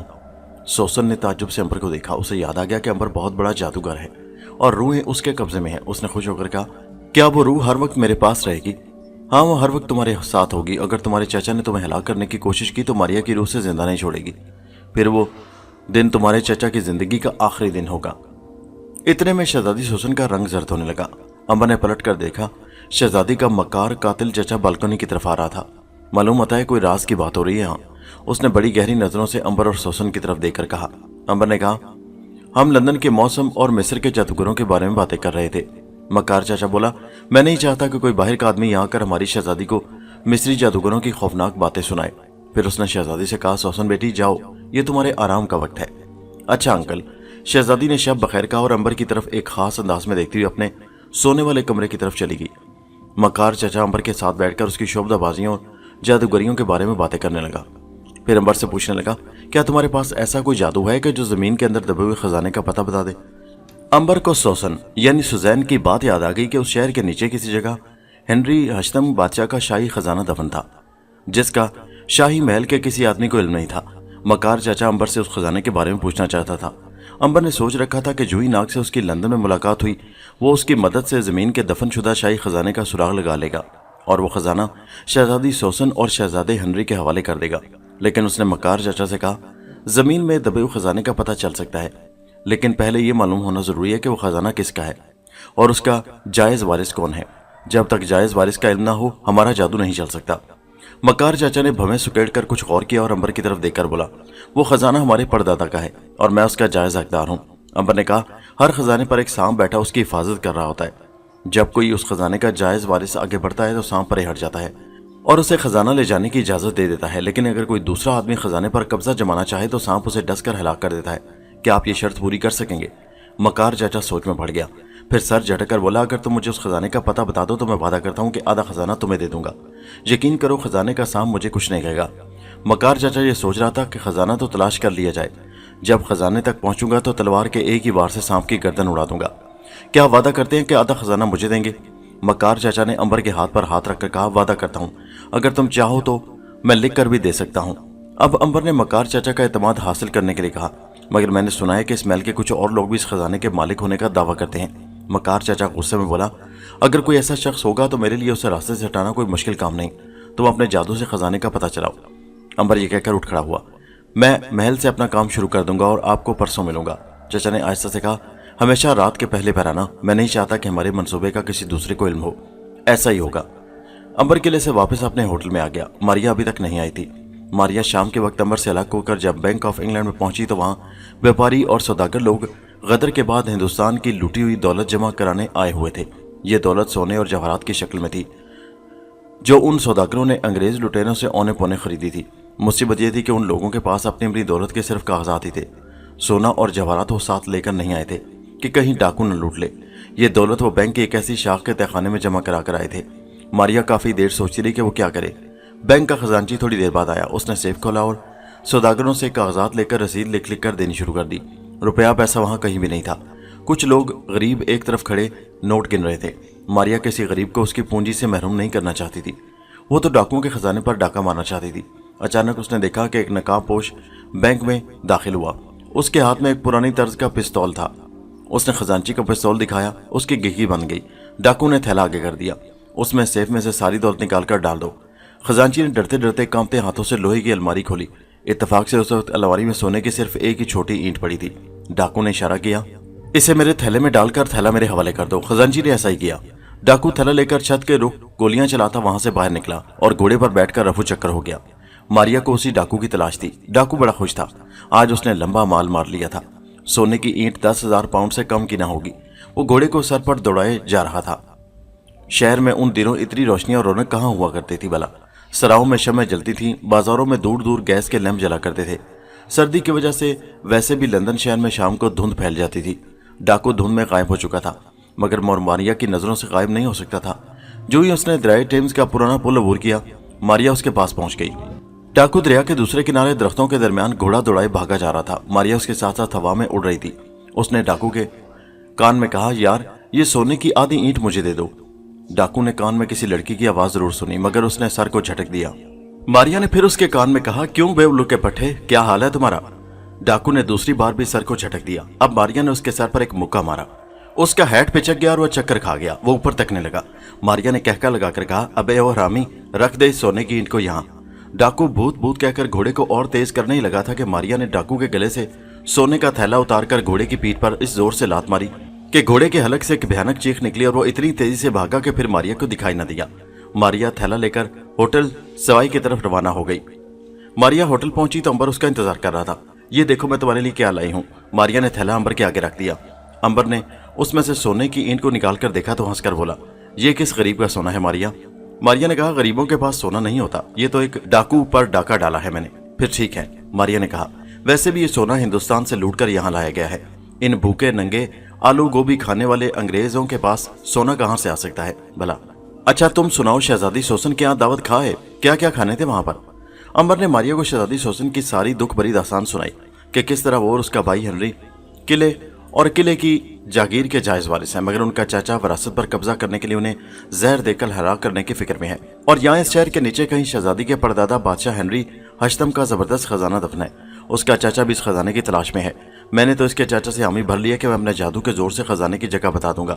وہ کیسے؟ ماریا نے پوچھا۔ امبر کہنے لگا، ناگ بھی لندن میں ہے، آج نہیں تو کل اس سے ملاقات ہو جائے گی۔ وہ اپنے کسی سانپ سے کہہ کر زمین کے خزانے کا حال معلوم کرے گا اور تم شہزادی کے مکار چاچا کو بتا دو گے۔ ارے نہیں، ایسا نہیں ہے، خزانے پر سانپ تو ضرور ہوگا، مگر میں نے چاچا سے کہہ دیا کہ اسے سانپ کے پاس اکیلے ہی جانا ہوگا۔ اگر وہ جائز وارث ہوا تو سانپ کچھ نہیں کہے گا، نہیں تو اسے ڈس لے گا۔ ماریا نے پوچھا، اور اگر اس چالاک شخص نے سانپ کو کسی ہتھیار سے ہلاک کر دیا تو خزانہ اسے دے دو گے؟ امبر نے کہا، سوال ہی پیدا نہیں ہوتا، خزانہ تو بہرحال میں شہزادی سوسن اور اس کے چھوٹے بھائی کو ہی دوں گا، انہی کو ملے گا۔ میں تو صرف یہ چاہتا ہوں کہ بجائے اس کے کہ ہم مکار چاچا کو ہلاک کریں، وہ اپنے آپ سانپ کے ڈسنے سے مر جائے۔ ماریا بولی، اچھا خیال ہے، لیکن یہ تم نے شہزادی سوسن کے ساتھ میری ڈیوٹی کس خوشی میں لگا دی؟ امبر نے کہا، شہزادی سوسن اور اس کا چھوٹا بھائی ہنری اصل وارث ہیں، اصل حقدار کو اس کا حق مل کر رہنا چاہیے۔ دونوں بھائی بہن بڑے معصوم اور بھولے بالے ہیں، اس لیے بیچاروں کا سارے قلعے اور محل میں کوئی ہمدرد اور سکا نہیں ہے۔ ایک چچا تھا، وہ بھی ان کی جان لینے کی فکر میں ہے۔ میں چاہتا ہوں کہ تم ان کا خیال رکھو۔ ناگ سے ملنے سے پہلے پہلے چچا کہیں انہیں زہر نہ دے دے۔ ماریا نے ٹھنڈا سانس بھر کر کہا، تم کہتے ہو تو یہ ڈیوٹی کر دوں گی، ویسے 24 گھنٹے اٹینشن رہنا ہوگا۔ اچھا کوئی بات نہیں، تم نے شہزادی سوسن کو میرا بتا دیا تھا نا؟ ہاں میں نے اسے کہہ دیا تھا کہ ماریا میری ایک بہن کی روح ہے، تم بھی یہی بتانا کہ تم ایک روح ہو، کیونکہ وہاں سب یہی کہتے ہیں کہ روحیں میرے پاس آتی جاتی رہتی ہیں۔ ٹھیک ہے ایسا ہی کروں گی۔ اب سوال یہ ہے کہ ناگ کو کہاں تلاش کیا جائے، اس کا ملنا بہت ضروری ہے۔ امبر نے کہا اسے سلومی کو لے کر لندن آنا تھا تاکہ وہ اسے اس کے ماں باپ کے پاس پہنچا دے۔ میرا خیال ہے سلومی کو اس نے پہنچا دیا ہوگا۔ سلومی کے گھر کا پتہ بھی مجھے نہیں معلوم نہیں۔ ماریا نے کہا ناگ کسی نہ کسی سرائی یا ہوٹل میں اترا ہوگا، وہ بھی ضرور تمہاری تلاش میں ہوگا، کیونکہ اسے میرے ملنے کی تو ابھی خبر ہی نہیں ہے۔ امبر کہنے لگا تم اس کی تلاش زیادہ آسانی سے کر سکتی ہو، کیونکہ تم کسی کو دکھائی نہیں دیتی اور یوں ہر کسی کے گھر کے اندر جا کر تلاشی لے سکتی ہو۔ ماریا نے کہا لیکن تم نے تو میری ڈیوٹی شہزادی سوسن کے ساتھ قلعے میں لگا دی، میں شہر میں ناگ کو کہاں تلاش کرتی پھروں گی؟ یہ کام تو تمہیں کرنا ہوگا، آخر تم بھی تو کوئی کام کرو۔ امبر ہنس پڑا، اچھا بابا یہ کام میں اپنے ذمہ لیتا ہوں، آپ کیا خیال ہے ہم آرام نہ کریں؟ ماریا بولی میں تو تھک گئی ہوں، کافی منگواؤ، کافی پیتے ہیں۔ یہ لندن کا سب سے مہنگا اور آج سے 100 سال پہلے کا سب سے خوبصورت ہوٹل تھا، جس کی ہر منزل کے برآمدوں میں گیس کے لیمپ روشن تھے، راہداریوں میں قالین بچھے تھے۔ امبر نے گھنٹی بجائی، نیچے سے ایک چاقو چبان بہرا آ گیا۔ یہ گورا بہرا تھا اور کالوں کو پسند نہیں کرتا تھا۔ امبر کا رنگ گورا نہیں تھا بلکہ گہرا سانولا تھا، جیسے کہ مصریوں کا عام طور پر ہوا کرتا ہے۔ بہرے کو پسند نہیں تھا کہ کالے اس شاندار ہوٹل میں آ کر ٹھہریں۔ اس نے کمرے میں آ کر بڑے غرور کے ساتھ گردن اکڑا کر کہا، یس سر، کیا چاہیے؟ امبر نے کہا 2 کافی۔ بہرے نے بھویں چڑھا کر پوچھا 2؟ آپ تو ایک ہیں۔ امبر نے جھڑکتے ہوئے کہا تم کون ہوتے ہوئے پوچھنے والے، دفع ہو جاؤ اور 2 کافی لاؤ۔ یس سر۔ بہرا نفرت سے منہ بنا کر کمرے سے باہر نکل گیا۔ ماریا نے پوچھا کہ وہ سونا کب اور کہاں فروخت کرے گا؟ امبر نے کہا صبح اسے لندن کے گرجان علاقے میں لے جا کر کسی یہودی کے پاس بھیج دوں گا، جو دے گا وہ لے لوں گا۔ میرا خیال ہے کہ اتنی رقم ضرور مل جائے گی کہ ہم 1 مہینہ اس ہوٹل میں آرام کر سکیں گے، اور ناگ بھی مل گیا تو ہمارے پاس ٹھہر سکے گا۔ ماریا کہنے لگی یہ شہزادی سوسن کا خزانوں سے مل جائے تو ہم یہاں سے آگے چلیں، ابھی ہمارا سفر بہت لمبا ہے، پورے 5000 سال ہمارے سامنے ہیں۔ امبر نے کہا اگر ہم اسی طرح جوں کی رفتار سے وقت کے ساتھ ساتھ رینگتے رہے تو پھر یقیناً ہمیں 5000 سال ہی گزارنے ہوں گے، لیکن اگر قدرت ہمیں اٹھا کر ایک دم سے 400 سال پیچھے لے گئی تو ہمارا سفر جلدی ختم ہو سکتا ہے۔ ماریا نے کہا آتی دفعہ تو ہمارے ساتھ تو ایسا ہی ہوا تھا، جاتی دفعہ تو ابھی ہم نے سفر شروع کیا ہے اور 100 سال ہی پیچھے آئے ہیں۔ دیکھو قدرت ہمارے ساتھ ابھی کون کون سا مذاق کرتی ہے۔ اتنے میں انگریز بہرا آ گیا، اس نے میز پر کافی کے برتن رکھے اور چلا گیا۔ اس بہرے نے ماریا اور امبر کی باتیں سن لی تھی اور اسے پتہ چل گیا تھا کہ امبر کے پاس جو تھیلا ہے اس میں سونے کی اینٹ پڑی ہوئی ہے۔ اس نے دروازے کے پیچھے چھپ کر بھی یہ سن لیا تھا کہ امبر کسی عورت سے باتیں کر رہا تھا جو اب غائب تھی۔ وہ سمجھا کہ اس نوجوان امبر کے ساتھ کوئی عورت بھی رہ رہی ہے جس کو وہ کسی کے آنے پر پلنگ کے نیچے چھپا دیتا ہے۔ بہرے کے خیال میں امبر نے یہ کام ہوٹل کے دوسرے کمرے کا کرایہ بچانے کے لیے کیا تھا، کیونکہ اس ہوٹل کے سنگل کمرے میں 2 آدمیوں کو رہنے کی اجازت نہیں تھی۔ بہرے نے سوچا کہ ہوٹل کے مینیجر کو بعد میں شکایت کروں گا، پہلے امبر کے تھیلے میں سے سونا چرا لیا جائے۔ اس بہرے کی موت آدھی رات کو سونے کے لالچ کی شکل میں اسے امبر کے کمرے میں لے آئی۔ پلنگ پر ماریا سو رہی تھی، وہ لحاف کے اندر دبکی ہوئی تھی۔ اس کے لحاف کے اندر ہونے کی وجہ لحاف اوپر کو ابھرا ہوا تھا۔ بہرا کمرے کے خفیہ دروازے سے آیا تھا۔ گیس کا لیمپ دھیما روشن تھا۔ بہرے نے سوچا کہ امبر پلنگ پر سو رہا ہے، تھیلا اس کے سرانے کے نیچے ہوگا۔ حالانکہ پلنگ پر ماریا سو رہی تھی اور امبر صوفے کی دوسری جانب اوٹ میں کمبل اوڑھ کر سو رہا تھا۔ بہرا دبے پاؤں پلنگ کے پاس آیا، اس کے ہاتھ میں کھلا ہوا خنجر تھا۔ بہرے کا خیال تھا کہ امبر کے منہ پر سے لحاف اٹھا کر خنجر اس کی گردن پر رکھ کر تھیلا چھین کر بھاگ جائے گا۔ بہرے نے چہرے پر نقاب اس لیے ڈال رکھا تھا کہ امبر اسے پہچان نہ لے۔ سرانے کے قریب آ کر وہ جھکا اور ایک ہاتھ سے اس نے لحاف اوپر اٹھا دیا۔ وہ حیران رہ گیا، لحاف کے اندر تو کوئی بھی نہیں تھا، تو پھر یہ لحاف اوپر کو کیسے ابھرا ہوا تھا؟ لحاف ابھی تک اوپر کو ابھرا ہوا تھا جیسے اس کے اندر کوئی لیٹا ہوا ہو۔ ماریا جاگ پڑی تھی اور اپنے اوپر جھکے ہوئے نقاب پوش کو تک رہی تھی۔ بہرا جلدی سے ہٹ کر کمرے میں امبر کو تلاش کرنے لگا۔ اس کی نظر میز کی دراز پر پڑی۔ اس نے دروازہ کو کھولا تو اندر سونے کی اینٹ والا تھیلا پڑا تھا۔ خوشی سے اس کی باتیں کھل گئیں۔ اس نے تھیلا اٹھا کر بغل میں دبایا اور باہر نکلنے کے لیے کمرے کے خفیہ دروازے کی طرف بھاگا، مگر کسی کی ٹانگ سے ٹکرا کر منہ کے بل سامنے والی الماری کے اوپر گر پڑا۔ وہ جلدی سے اٹھ کر بھاگا۔ دوسری بار کسی نے اسے گردن سے پکڑ کر پیچھے کھینچ لیا۔ امبر بھی جاگ پڑا تھا اور بلی چوہے کا یہ تماشا لیٹے لیٹے بڑے مزے سے دیکھ رہا تھا۔ وہ سمجھ گیا تھا کہ یہ شخص سونے کی اینٹ چرانے آیا تھا اور اب ماریا اس سے ذرا کھیل رہی تھی۔ بار بار فرش پر گرنے سے بہرے کا نقاب الٹ گیا۔ ماریا اور امبر نے دیکھا کہ یہ تو کمبخت وہی بہرا ہے۔ امبر نے وہیں سے آواز دی، ماریا جانے نہ پائے۔ ماریا نے کہا کہو تو اسے تیسری منزل کی کھڑکی میں سے نیچے پھینک دوں؟ بہرا تھیلا پھینک کر ہاتھ باندھ کر کھڑا ہو گیا۔ نہیں نہیں، مجھے معاف کر دو، میرے بچوں پر ترس کھاؤ، میں معافی مانگتا ہوں۔ अंबर ने कहा, माफ कर दो मारिया। अच्छा जाओ, माफ किया। बेरा हैरान था कि यह शख्स किससे बातें कर रहा है, और जिस औरत ने मार मार कर जूडो कराटे से उसका हुलिया बिगाड़ दिया था, क्या ये कोई चुड़ैल है जिसको अंबर ने काबू कर रखा है? 100 बरस पहले अंग्रेज चुड़ैलों से बड़ा खौफ खाते थे। यही वजह है कि जहां कहीं उसे किसी औरत पर चुड़ैल होने का जरा सा भी शुबह पड़ता, लोग उसे उठाकर आग में डाल देते थे। बेरा तो अपनी जान बचाकर भाग गया, लेकिन जाने से पहले अंबर ने उसे बुलाकर इतना कह दिया, याद रखो, अगर तुमने मेरी चुड़ैल के बारे में किसी को बताया तो यही चुड़ैल रात को आकर तुम्हारा कलेजा निकाल कर खा जाएगी। बेरे ने कांपते हुए कहा, कभी नहीं, कभी नहीं, मैं किसी से जिक्र नहीं करूंगा। जब वो चला गया तो मारिया ने पलंग पर लेटते हुए कहा, ये तुमने मुझे चुड़ैल कब से बना दिया अंबर भैया? अंबर हंसने लगा, भाई ये तो उसे डराने के लिए तुम्हें चुड़ैल बना दिया है, वरना तो तुम मेरी बहुत ही प्यारी छोटी बहन हो। अच्छा अब सो जाओ, तुम्हें सुबह उठते ही शहजादी सोसन के किले में जाना है। ओह, तुम्हें नाग की तलाश में? नहीं, पहले उस सोने को जाकर फरोख्त करना है, मारिया ने कहा। हाँ, मैं अपना काम करूंगा, तुम अपना काम करना। लंदन शहर में दिन की रोशनी बड़ी मुश्किल से तलू हो रही थी, क्योंकि आसमान और जमीन हर जगह पर धुंध फैली हुई थी। अंबर दिन चढ़े सोना फरोख्त करने और मारिया बूढ़े ड्यूक के पुराने किले की जानिब रवाना हो गई। ये सारे इलाके मारिया के लिए नए नहीं थे। जैसा कि आप पिछली किस्तों में सुन चुके हैं, मारिया इस शहर में 200 बरस पहले भी आ चुकी थी, और यहाँ के किले और किलों को जाते रास्ते वैसे ही थे जैसे आजकल हैं। फर्क सिर्फ इतना था कि आज से 100 बरस पहले ये किले अंदर से आबाद थे, लेकिन बाहर इन पर आज ही की मानंद वीरानी छाई हुई थी। मारिया को किले की पहाड़ी तक पहुंचने के लिए किसी बग्गी या दूसरी सवारी की जरूरत नहीं थी।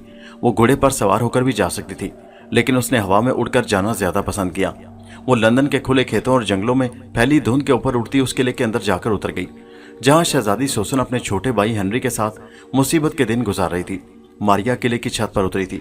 यहाँ से वो 2 जीने से होकर नीचे बड़े बड़े खुले बरामदों और ऊंचे सतूनों वाले दलान में आ गई। उन सतून पर कही गई मखमल के सुर्ख और नीले रंग के भारी पर्दे गिरे हुए थे। अंबर ने मारिया को सोसन का हुलिया बता दिया था। महल में कई औरतें पुराने जमाने के फूले हुए गाउन पहने चल फिर रही थी। उनमें सोसन की शक्ल की कोई लड़की नहीं थी। मारिया ने महल के सजे सजाए खुले खुले कमरों में घूमना शुरू कर दिया। एक जगह उसने गौर से ड्यूक को देखा। वो एक दीवान पर गर्म कंबल ऊपर किए लेटा था और एक बूढ़ी खादमा उसे चम्मच से दलिया खिला रही थी। ड्यूक बार बार सफेद रुमाल से अपने होंठ साफ कर रहा था। मारिया दूसरी मंजिल के कमरे में दाखिल हुई तो उसने गैलरी में एक दुबली पतली सुनहरे बालों वाली लड़की को देखा, जिसने 2 चोटियां कर रखी थी और सर पर सफेद हैट था। मारिया को शहजादी सोसन को पहचानने में ज्यादा देर न लगी। यही सोसन थी। मारिया कमरे में से गुजरकर गैलरी में आ गई। सोसन नीचे वादी में फैली धुंध को देख रही थी। उसके शानों पर नसवारी रंग की बड़ी खूबसूरत गर्म ऊनी शाल पड़ी थी। हाथों पर सफेद दस्ताने थे और वो जंगले पर जरा झुकी नीचे तक रही थी। मारिया ने उसे गौर से देखा। यही वो शक्ल थी जो अंबर ने उसे बताई थी। उस शक्ल पर एक गहरी उदासी छाई थी। नीली आंखों में गम की झलक थी। मारिया ने शहजादी सोसन के करीब होकर आहिस्ता से कहा, शहजादी सोसन। शहजादी किसी नजर न आने वाली औरत की जुबान से अपना नाम सुनकर चौंक पड़ी। फिर उसे अंबर की बहन की रूह का ख्याल आया। उसने आंखें झपकाकर कहा, तुम अंबर की बहन मारिया की रूह हो क्या? मारिया जरा सा हंसी और बोली, हाँ मैं मारिया हूँ, अंबर की बहन की रूह। शहजादी सोसन जिंदगी पहली बार किसी रूह से बातें कर रही थी। उसने हमेशा ऐसे लोगों से बातें की थी जो उसे नजर आते हों। नजर न आने वाली हस्ती से वो पहली बार गुफ्तगू कर रही थी। उसने अपने जज्बात पर काबू पाते हुए कहा, मारिया बहन, मैं तुम्हारा इंतजार कर रही थी। देख लो मैं आ गई। तुम डर नहीं रही हो? नहीं तो। शहजादी सोसन हंस दी। उसके दांत बड़े सफेद थे, बिल्कुल सफेद मोतियों की तरह।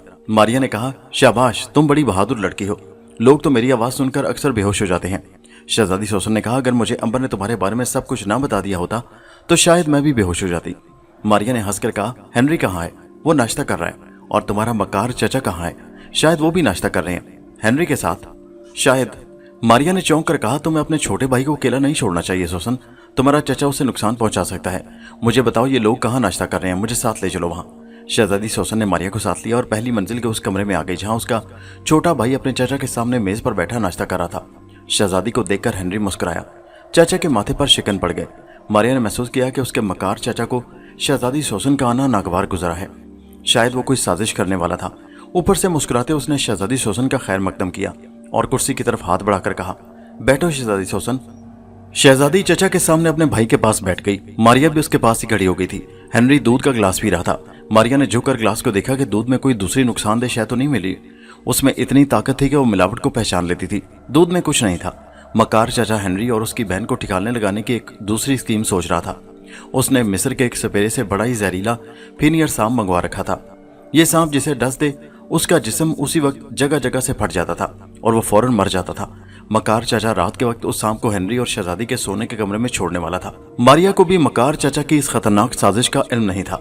नाश्ते के बाद चाचा शहजादी और हेनरी को साथ लेकर बड़े कमरे से बाहर जाने लगा तो मारिया का इत्तेफाक से मेज पर रखी सुराही को हाथ लग गया। सुराही गिर पड़ी। चाचा ने सुराही को देखा और हैरान होकर बोला, ये अपने आप कैसे गिर गई? शहजादी को तो मालूम था कि ये मारिया ने किया है। वो अनजान बनकर बोली, खुदा जाने कैसे गिर गई, क्या इस कमरे पर कोई भूत तो नहीं आ गया? चाचा ने चलते हुए पूछा। शायद, शहजादी ने मुस्कुराते हुए कहा। दूसरी तरफ अंबर सोने की ईंट लेकर लंदन के एक यहूदी सौदागर के पास पहुंचा। जौहरी ने सोने की ईंट देखी तो अंबर को सर से लेकर पांव तक तकते हुए बोला, बरखुरदार, ये ईंट तुमने कहां से चुराई है? अंबर ने कहा, यह हमारे खानदान की पुरानी सोने की ईंट है, मैंने कहीं से नहीं चुराई। यहूदी ने आंख मारकर कहा, बरखुरदार, मुझे असल बात बता दो। मैं खूब जानता हूं कि तुम कोई मलका मिस्र के खानदान से नहीं हो कि तुम्हारे पास सोने की ईंट पड़ी रखी हो। अंबर ने कहा, मैं मलका मिस्र के खानदान से ही हूँ। यहूदी कहका मारकर हंस पड़ा। हालांकि अंबर ने बिल्कुल सच्ची बात कही थी।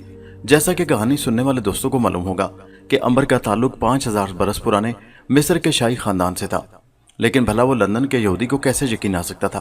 अंबर का लिबास भी आम किस्म का था।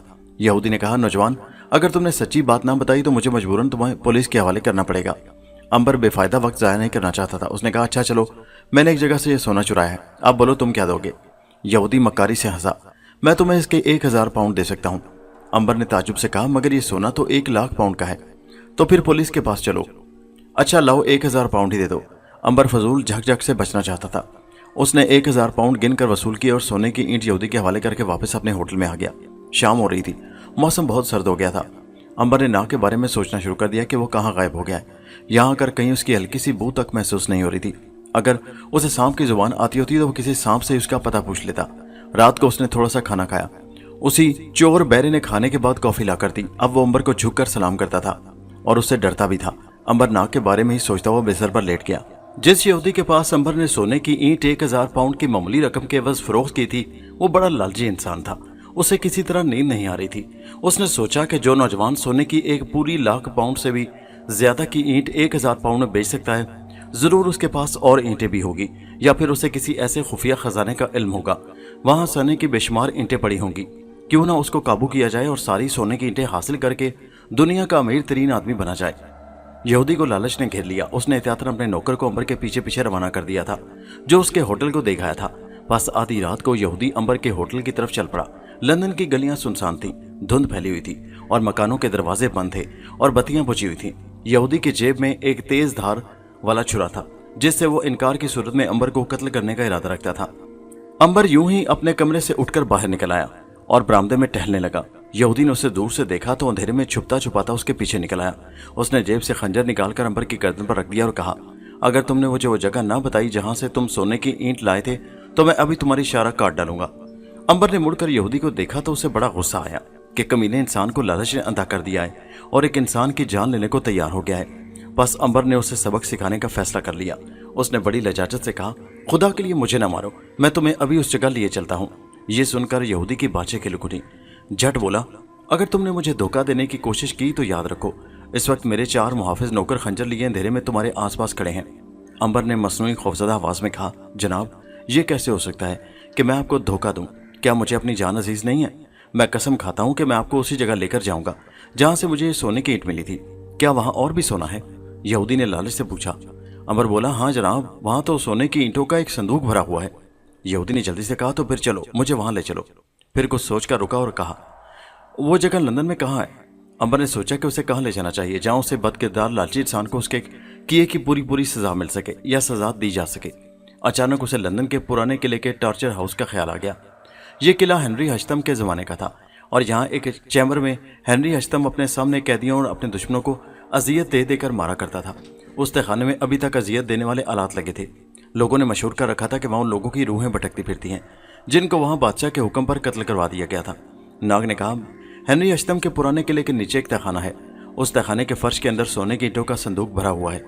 मैं सियाहत करता उधर जा निकला तो अचानक मेरी नज़र मट्टी के ढेर पर पड़ी। जब मैंने वहाँ ज़मीन खोदी तो अंदर एक संदूक था जो सोने की ईंटों से भरा हुआ था। अगर जनाब को यकीन नहीं आता तो चल कर देख लें। यहूदी ने खंजर की नोक अंबर की शारक पर रखकर कहा, चलो मेरे आगे आगे। अंबर का ख्याल था कि यह मोटा लालची यहूदी यूं ही रोक डालने के लिए कह रहा होगा। होटल के बाहर आकर पता चला कि एक बग्गी में उसके 3 आदमी खंजर और पुरानी किस्म के बारूद से बार बार भरे जाने वाले पिस्तौल लिए तैयार बैठे थे। उन्होंने खींचकर अंबर को बग्गी के अंदर गिरा लिया और कोचवान ने बग्गी हेनरी हश्तम के पुराने किले की तरफ दौड़ा दी। किला लंदन शहर से बाहर एक टीले पर था। बग्गी आधी रात के सन्नाटे में पत्थरों की सड़क पर भागी जा रही थी। किले का दरवाजा बंद था और दूसरा टूटा हुआ था। बग्गी उसके सामने जाकर रुक गई। चारों बाहर निकल आए और उन्होंने अंबर को पिस्तौल दिखाकर अपने आगे आगे लगा लिया। अंबर अब बड़ा सिटपिटाया कि ख्वाम-ख्वाह किस मुसीबत में फंस गया हूं। इन लोगों से वही निमट लिया जाता तो कम से कम रात तो खराब ना होती। उसकी जाने बला के किले का तहखाना कहाँ और किधर था। वो तो पहली बार इस किले में आ रहा था। यहूदी अपने किराए के गुंडों के पीछे पीछे था। गुंडे अंबर को घेरे किले के अंदर ले आए और पूछा, बताओ तहखाना किधर है? वो सामने वाले कमरे में है। अंबर ने यूं ही कह दिया। बरामदे में से गुजरकर गुंडे सामने वाले कमरे में आ गए। इत्तफाक से वहां तहखाना मौजूद था जहां सीढ़ियां जाती थी।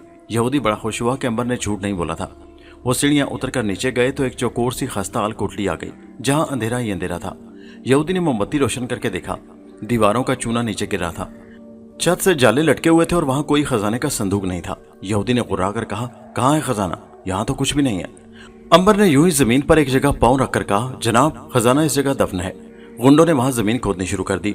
इत्तफाक ऐसा हुआ कि किले का मुहाफिज एक बूढ़ा अंग्रेज उस तहखाने के ऊपर एक कोठली में सो रहा था। उसने जो जमीन खोदे जाने की आवाज सुनी तो लालटेन और डंडा थामे बाहर निकल आया। आवाज उसके पांव के तले से आ रही थी। फौरन समझ गया कोई तहखाना खोद रहा है। उसने सर खुजाते हुए सोचा कि क्या इस तहखाने में कोई खजाना दफन है। उसे कुछ खबर न थी, लेकिन ये लोग कानून की खिलाफ वर्जी कर रहे थे। उसने तहखाने के सीढ़ियों में जाकर देखा। अंदर से रोशनी आ रही थी और जमीन खोदने की आवाज साफ सुनाई दे रही थी। बूढ़ा अंग्रेज आहिस्ता से चलता हुआ सीढ़ियों के आखिर में आया तो देखा कि 3 आदमी जमीन खोद रहे हैं और 2 अलग खड़े हैं। एक के हाथ में मोमबत्ती है। बूढ़ा पहरेदार लपक कर वापस हुआ और सीधा किले से निकलकर बाहर एक मकान में चला गया। एक गोरकन रहता था। उसने गोरकन को जगाया और बताया कि किले में डाकू आ गए हैं और जमीन खोद रहे हैं। गोरकन ने डरते हुए कहा, भाई मैं नहीं जाऊंगा, मुझे तो डाकुओं से खौफ आता है। हाँ, मुझसे कोई ताबूत जमीन में दफन कराना हो तो मैं अभी तुम्हारे साथ जाने को तैयार हूँ। पहरेदार सिटपिटाकर वापस आ गया। उसकी समझ में नहीं आ रहा था कि वो क्या करे। वो खुद बूढ़ा आदमी था और उसके पास पिस्तौल भी नहीं था। अकेला 4 गुंडों का मुकाबला नहीं कर सकता था। उसके बावजूद उसका एहसास फर्ज उसे तहखाने में ले गया। उसने डंडा ऊपर उठाकर बड़े रूप से कहा, खबरदार जो किसी ने हाथ उठाया, मैं सरकारी पहरेदार हूँ, किले का मुहाफिज हूँ, मैं तुम्हें गिरफ्तार करता हूँ। यहूदी ने बूढ़े अंग्रेज मुहाफिज की तरफ देखकर अपने साथियों से कहा, इसे खत्म कर दो पहले, दूसरा काम फिर करना। गुंडे किराए के थे, उन्हें बड़ा लालच दिया गया था। कत्ल करना उनके लिए कोई नई बात नहीं थी। कुदालें रखकर उन्होंने खंजर निकाले और बूढ़े मुहाफिज की तरफ बढ़े। अंबर ये बर्दाश्त नहीं कर सकता था कि वो लोग एक बेगुनाह शरीफ इंसान को कत्ल कर दें। अब वो खुलकर सामने आ गया। उसने बूढ़े मुहाफिज के आगे खड़े होते कहा, सोने के कुत्तों, मैं तुम्हें आखिरी मौका देता हूँ, यहाँ से भाग जाओ। यहूदी और तीनों गुंडों का तो पारा चढ़ गया कि इस दुबले पतले से नौजवान की ये हिम्मत कि उन्हें गालियां दे। यहूदी ने चीख कर कहा, पहले इसका काम तमाम करो फौरन। गुंडे अंबर की तरफ बढ़े। अंबर उनका बड़ी बेचैनी से इंतजार कर रहा था। जो ही एक गुंडे ने अपना खंजर अंबर के सीने पर मारा, अंबर ने बड़े आराम से खंजर उसके हाथ से छीनकर अपने पीछे खड़े बूढ़े अंग्रेज चौकीदार को देकर कहा, चाचा इसे संभाल कर रखना। और गुंडे को गर्दन से पकड़कर ऐसा झटका दिया कि उसकी गर्दन टूटकर इस तरह लंबी हो गई जैसे उसे 6-7 मरतबा फांसी दी गई हो। दूसरा गुंडा आगे बढ़ा तो अंबर ने उसका खंजर छीनकर भी बूढ़े अंग्रेज को दे दिया और उसकी खोपड़ी पर ऐसा जबरदस्त मुक्का मारा कि अंबर का आधा हाथ उसकी खोपड़ी तोड़कर अंदर चला गया। तीसरा गुंडा चीख मारकर गुस्से से अंबर पर हमलावर हुआ। अंबर ने उसे बाजू से पकड़कर जोर से उछाला। वो छत से टकराकर नीचे गिरा तो खत्म हो चुका था। यहूदी ने जब ये माजरा देखा तो पिस्तौल पकड़कर अंबर पर गोली चला दी। जबरदस्त धमाका हुआ, बारूद का धुआं फैला। बेचारा अंग्रेज पहरेदार जल्दी से जमीन पर ना बैठ जाता तो जख्मी हो गया होता। जब धुआं छटा तो अंबर सामने खड़ा था, मुस्कुरा रहा था। यहूदी के पास इतना मौका नहीं था कि वो दूसरी बार पिस्तौल में बारूद भर सकता, और फिर अंबर उसे मौका दे भी नहीं सकता था, क्योंकि उसके पास भी इतना वक्त नहीं था कि अपनी बेहतरीन ताकत उन अहमक किस्म के लालची लोगों पर जाया करता फिरे। ये तो वो यहूदी लालची को सबक सिखाना चाहता था। यहूदी बड़ा हैरान हुआ कि गोलियां सीधी अंबर के सीने पर लगी थी।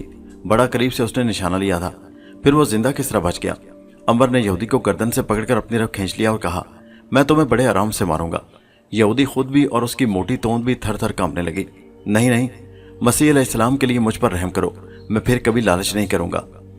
यहूदी ने अंबर को ईसाई समझा, अगरचे वो मुसलमान था, मगर हजरत ईसा अलैहिस्सलाम मुसलमानों के लिए भी काबिल एहतराम पैगंबर हैं। अंबर ने कहा, तुमने जिस मुकद्दस हस्ती का नाम लिया है, मैं उनके तुफैल तुम्हारी जान बख्शी करता हूँ। जा भाग जा और यहाँ से पैदल सर्दी में ठिठरता हुआ वापस लंदन पहुंच। तेरी अब यही सजा है। शुक्रिया शुक्रिया शुक्रिया। यहूदी जान बचाकर किले से बाहर निकला और शहर की तरफ हांफता कांपता रवाना हो गया। उसके बाद अंबर ने बूढ़े मुहाफिज को बताया कि वहां कोई खजाना वगैरह नहीं है। उसने झूठ बोला था और इन लोगों को सबक सिखाना चाहता था। उसने तीनों गुंडों की लाशें वहीं तहखाने में दफन कर दी और अंबर बकी में बैठकर रात के पिछले पहर वापस अपने होटल आ गया। उधर मारिया भी रात होने पर शहजादी सोसन और ہنری کے کمرے میں ان کی حفاظت کے لیے آ گئی۔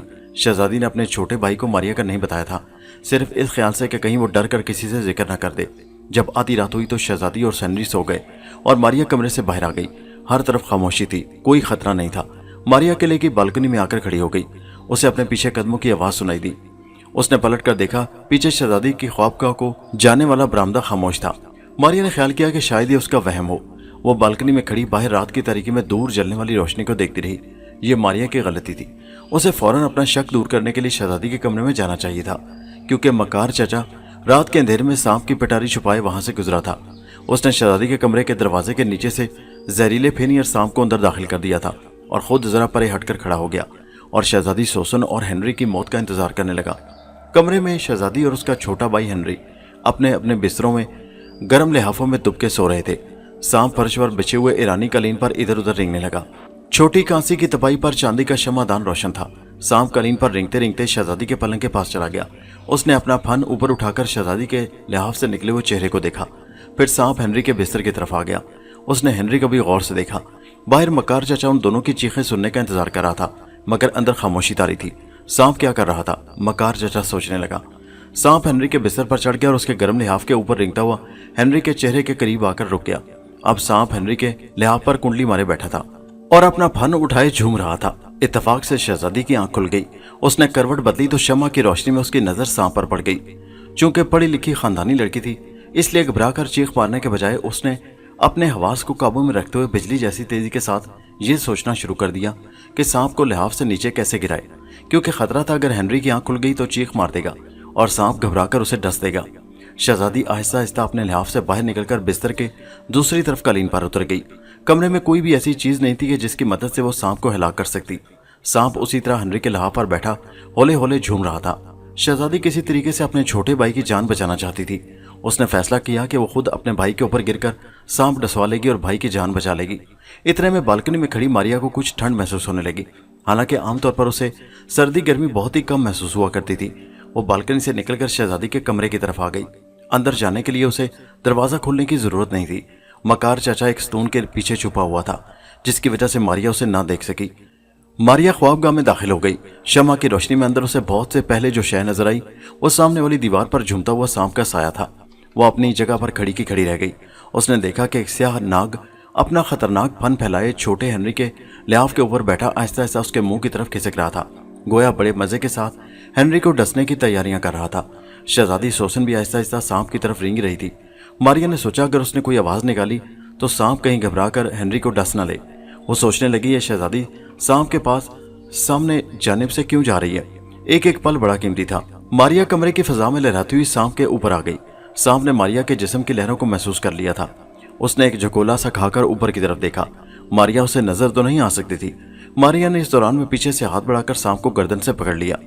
شہزادی سوسن نے جو ہنری کے لحاف کے اوپر سے سانپ کو اچانک غائب ہوتے دیکھا تو سمجھ گئی کہ ماریا نے اپنا کام کر دیا ہے۔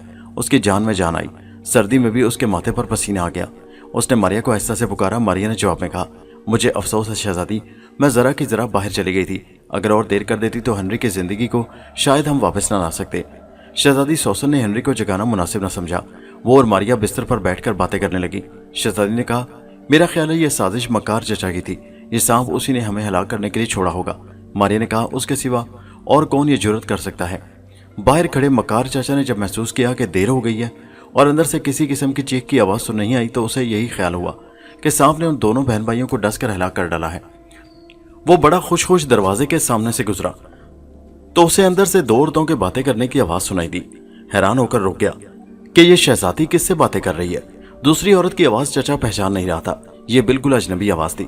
اس سے پہلے چچا نے یہ آواز نہیں سنی تھی۔ وہ پریشان ہو گیا، تو کیا شہزادی سوسن نے سانپ کو ہلاک کر ڈالا ہے؟ پھر وہ زندہ کیسے ہے؟ وہ اندر جا کر اصل حالات معلوم کرنا چاہتا تھا، مگر اس خیال سے کہ کہیں اسے شک نہ پڑ جائے وہ وہاں سے چلا گیا۔ جاتے ہی اس نے سپیرے کو بلایا اور اس سے ساری کہانی سنا کر پوچھا، سانپ نے انہیں کیوں نہیں ڈسا؟ کیا سانپ زہریلا نہیں تھا؟ سپیرے نے کہا، حضور سانپ بہت زہریلا تھا، لیکن ایسا لگتا ہے کہ سانپ کمرے کی گرم گرم فضا میں جانے کے بعد کسی جگہ گرم ہو کر لیٹ گیا ہے۔ پھر کیا ہوگا؟ میرا خیال ہے حضور اب وہ کسی کو نہیں ڈسے گا، کیونکہ اس کا موڈ آف ہو گیا ہے۔ یہ سانپ بڑا خاندانی سانپ ہے، ذرا مزاج کے خلاف کوئی بات ہو جائے تو اپنے زہر کو خود ہی خارج کر دیتا ہے۔ چچا نے کہا، تم نے ایسا سانپ کیوں لا کر دیا؟ جاؤ اور آپ کو یہ ایسا سانپ لے کر آؤ जो हर हालत में शहजादी और उसके भाई को डस दे। बहुत बेहतर हजूर, मैं कल ही एक कली वाला सफेद सांप लेकर हाजिर होऊंगा। ये सांपों का बादशाह है और उसका जहर पवार की शक्ल में निकलता है और जिस पर पड़ जाए वो वहीं मर जाता है। सपेरा सांप लाने चला गया। मकार चाचा ने सोचा कि ख्वाबगाह वाला सांप वहां से निकलकर कहीं चला गया होगा। वो बिस्तर पर लेटकर सफेद सांप के बारे में गौर करने लगा। फिर उसे ख्याल आया कि शहजादी के साथ कौन औरत थी। उसके कमरे में तो रात को कोई नहीं सोती, फिर वो किस औरत से बातें कर रही थी। दिन निकल आया। मारिया ने सांप को हिलाक करके किले की दीवार से नीचे फेंक दिया। सुबह नाश्ते की मेज पर बैठते ही मकार चाचा ने बातों ही बातों में शहजादी से पूछा, रात तुम्हारे कमरे में दूसरी औरत कौन थी? मारिया ने चौंक कर मकार चाचा की तरफ देखा। शहजादी भी कुछ हैरान हुई कि उसे कहां से खबर मिल गई कि उसके साथ कमरे में मारिया थी। उसने कहा, आपको किसने बताया कि मेरे कमरे में कोई दूसरी औरत भी है? मकार चाचा ने मुस्कुराते हुए कहा, मैं रात तुम्हारी ख्वाबगाह के करीब से गुजर रहा था कि अंदर से तुम दोनों की बातों की आवाज आ रही थी। मारिया समझ गई कि यह बदखसलत शख्स सांप ख्वाबगाह में फेंक कर अंजाम देखने के लिए कमरे के बाहर ही खड़ा होगा। शहजादी ने कहा, मैं तो हेनरी से बातें कर रही थी चाचा। भला दूसरी औरत वहां कहां से आ गई? चाचा खामोश रहा। समझ गया कि शहजादी उससे असल बात छुपा रही है। उसी रोज मकार चाचा ने एक फफे कुटनी औरत को शहजादी सोसन के पीछे लगा दिया कि वो मालूम करे शहजादी रात को किस औरत से मिलती है और वो औरत कौन है। उसे खतरा था कि कहीं शहजादी को उसकी खतरनाक साजिश का पता न चल गया हो। इस तरह से उसके किए किराए पर पानी फिर सकता था। अब जरा पीछे पुराने कब्रिस्तान के गिरजा घर में चलकर नाग की भी खबर लेते हैं कि वो किस हाल में है। वो गिरजा घर के तहखाने के ताबूत के अंदर वाले कुएं में अभी तक बेहोश पड़ा था। बड़ी खतरनाक गैस थी जिसने उसे बेहोश कर दिया था। चूंकि ताबूत का ऊपर वाला ढकना लाश के बाहर निकलने से थोड़ा सा खुल चुका था, इसलिए कुएं की गैस बाहर निकलती रही थी। 2 दिन के बाद सारी गैस निकल गई तो नाग को होश आ गया। उसने देखा कि वो कुएं की गीली मिट्टी में लथपथ पड़ा है। उसका सर अभी दर्द कर रहा था। वो कुएं की जंग लगी दीवार पर रेंगता हुआ ताबूत से बाहर आ गया। तहखाना उसी तरह वीरान पड़ा था। इंस्पेक्टर विक्टर के सिपाही वहां से खूनी कातिल और लाश को उठाकर ले जा चुके थे। मेज पर बच्चे की लाश भी नहीं थी। नाग ने फौरन इंसानी शक्ल इख्तियार की और गिरजा घर से बाहर निकल आया। दिन का वक्त था मगर बादलों की वजह से रोशनी कम थी। धूप भी नहीं निकली हुई थी। नाग कब्रिस्तान से निकलकर सीधा इंस्पेक्टर विक्टर के दफ्तर में पहुंच गया। इंस्पेक्टर विक्टर नाग को देखकर बहुत खुश हुआ। कहने लगा, तुम कहाँ गायब हो गए थे मिस्टर जादूगर? नाग ने कहा, मैं ताबूत वाले कुएं में बेहोश होकर गिर पड़ा था, अभी वहां से आ रहा हूँ। कमाल है भाई, मेरा उस तरफ ख्याल ही नहीं गया। नाग ने कहा, ख्याल भी जाता तो तुम मुझे देख नहीं सकते थे क्योंकि मैं सांप की शक्ल में था। खूनी कातिल की लाश उठा लाए थे तुम लोग? हाँ, उसका मामला खत्म हो गया है। हम तुम्हारे बेहद शुक्रगुजार हैं और हुकूमत तुम्हें इनाम देने के बारे में सोच रही है। मुझे इनाम की जरूरत नहीं है, मेरे पास बहुत से इनाम पहले ही हैं। नाग ने मुस्कुरा कर कहा, अब तुम्हारा क्या प्रोग्राम है? इंस्पेक्टर विक्टर ने पूछा। नाग ने जवाब में कहा, मैं अपने भाई अंबर की तलाश में जा रहा हूँ, यहाँ अब मेरा कोई काम नहीं है। इंस्पेक्टर ने कहा, क्या तुम बादशाह हेनरी अष्टम के दफनशुदा खजाने के बारे में हमारी मदद नहीं करोगे? नाग बोला, तुम्हारी हुकूमत का उस खजाने से कोई ताल्लुक नहीं है। वो खजाना जिसकी अमानत होगी उसे मिल जाएगा। ये कहकर नाग इंस्पेक्टर के दफ्तर से बाहर निकल आया। उसने लंदन शहर में अपने भाई अंबर की तलाश शुरू कर दी। उधर अंबर अपने वादे के मुताबिक किले में मकार चाचा से जाकर मिला और उसे बताया कि अभी वो खजाने की तलाश में अपना जादू नहीं कर सकता। उसकी वजह सिवाय इसके और कुछ नहीं थी कि अंबर की अभी तक नाग से मुलाकात नहीं हुई थी और खजाने का पता सिर्फ नाग उसे मिल सकता था। मकार चाचा ने परेशान होकर पूछा, इसकी वजह क्या हो सकती है? अंबर ने कहा, यह हमारी जादूगरी के राज हैं, आप इसे नहीं समझ सकते। फिर तुम कब जादू जगाओगे और मुझे खजाने के पास लेकर जाओगे? अभी आपको 15 दिन तक इंतजार करना होगा। ये तो बहुत ज्यादा दिन है, इसके सिवा कोई चारा नहीं, अंबर ने जवाब दिया। अंबर शहजादी सोसन से मिलने गया तो वहां मारिया से भी मुलाकात हो गई। अंबर ने बताया कि नाग से अभी तक लंदन में मुलाकात नहीं हुई। मारिया और सोसन ने रात सांप वाला किस्सा सुनाया और बताया कि मकार चाचा ने शहजादी और उसके भाई को हलाक करने की मुहिम शुरू कर दी है। अंबर ने कहा, इधर वो खजाने के सिलसिले में भी बड़ा बेचैन हो रहा है, लेकिन जब तक हमें नाग नहीं मिलता हम खजाने तक उसे नहीं ले जा सकते। मारिया ने कहा, क्या उसे खजाने तक ले जाना जरूरी है? अंबर बोला, हाँ, मैं चाहता हूँ कि वो दौलत की तलाश में वहां जाए और खजाने का सांप के डसने से हलाक हो जाए। ये एक ऐसी मौत होगी जिसका वो सही हकदार है। फिर अंबर ने शहजादी से कहा कि वो रात को दरवाजे के नीचे जो दर्स है उसमें कपड़ा ठोंस कर सोया करे। उसने मारिया से भी कहा, मारिया बहन तुम भी चौकस रहा करो क्योंकि मकार चाचा अब कोई दूसरा जबरदस्त हमला करने वाला है। मेरा ख्याल है कि वो आज रात शायद फिर खतरनाक हरकत करे। मारिया बोली, फिक्र न करो अंबर भाई, अब मैं होशियार हो जाऊंगी। तो फिर मैं चलता हूँ। सोने की ईंट मैंने 1000 पाउंड में बेच दी थी, ये तो मैं तुझे बताना ही भूल गया। यहूदी ने तुम्हें लूट लिया है, मुझे पैसों की जरूरत थी। शहजादी सोसन ने कहा, अंबर भाई मुझसे ले लो जितने पाउंड तुम्हें चाहिए। अंबर ने कहा, नहीं नहीं शहजादी, तुम्हें तकलीफ करने की कोई जरूरत नहीं, मेरे पास खर्च के लिए बहुत सी रकम मौजूद है, जब जरूरत होगी कह दूंगा। अंबर किले से वापस आ गया। रात को खाना खाने के लिए मेज पर बैठे थे कि चाचा ने हेनरी से कहा, आज तुम मछली नहीं खा रहे हेनरी बेटा? नन्ना हेनरी बोला, मछली को मेरा दिल नहीं चाहता अंकल। ओह। चाचा कुछ देर खामोशी से खाना खाता रहा। फिर अचानक ही छुरी से हेनरी की तरफ इशारा करके बोला, कभी तुमने सांप खाया है? हेनरी ने कोई जवाब न दिया। शहजादी सोसन बोली, अंकल हेनरी ऐसी बातें न करें, वो परेशान हो जाता है। चाचा जोर से कहका लगाकर बोला, अरे बेटी तुम बादशाहों की औलाद हो, तुम्हें किसी बात पर कभी घबराना नहीं चाहिए। मारिया को मकार चाचा की मकारी की बातों पर गुस्सा आ गया। उसने मेज पर से एक प्लेट उठाकर छत की तरफ उछाल दी। प्लेट अपने आप छत की तरफ उछलकर कालीन पर गिरी तो चाचा खौफजदा होकर कुर्सी से उठ खड़ा हुआ। हेनरी हैरान हो गया, लेकिन शहजादी सोसन को मालूम था कि शरारत मारिया ने की है। शहजादी ने मुस्कुराकर कहा, अंकल आप क्यों घबरा गए? आप भी तो शाही खानदान से हैं। चाचा अभी तक कालीन पर गिरी प्लेट को तक रहा था। उसे याद आ गया कि कल एक सुराही मेज पर अपने आप गिर पड़ी थी। इस किले में जरूर कोई भूत आ गया है। भूत? हेनरी ने डरते हुए कहा। शहजादी बोली, भूत आ गया तो क्या हुआ, हम उसे अपना दोस्त बना लेंगे। मुझे भूतों को दोस्त बनाने का बड़ा शौक है। मारिया ने दूसरी बार एक चांदी की सुराही उठाकर मकार चाचा के सर पर रख दी। चाचा उछलकर दूर जा खड़ा हुआ। वो खौफ से कांप रहा था।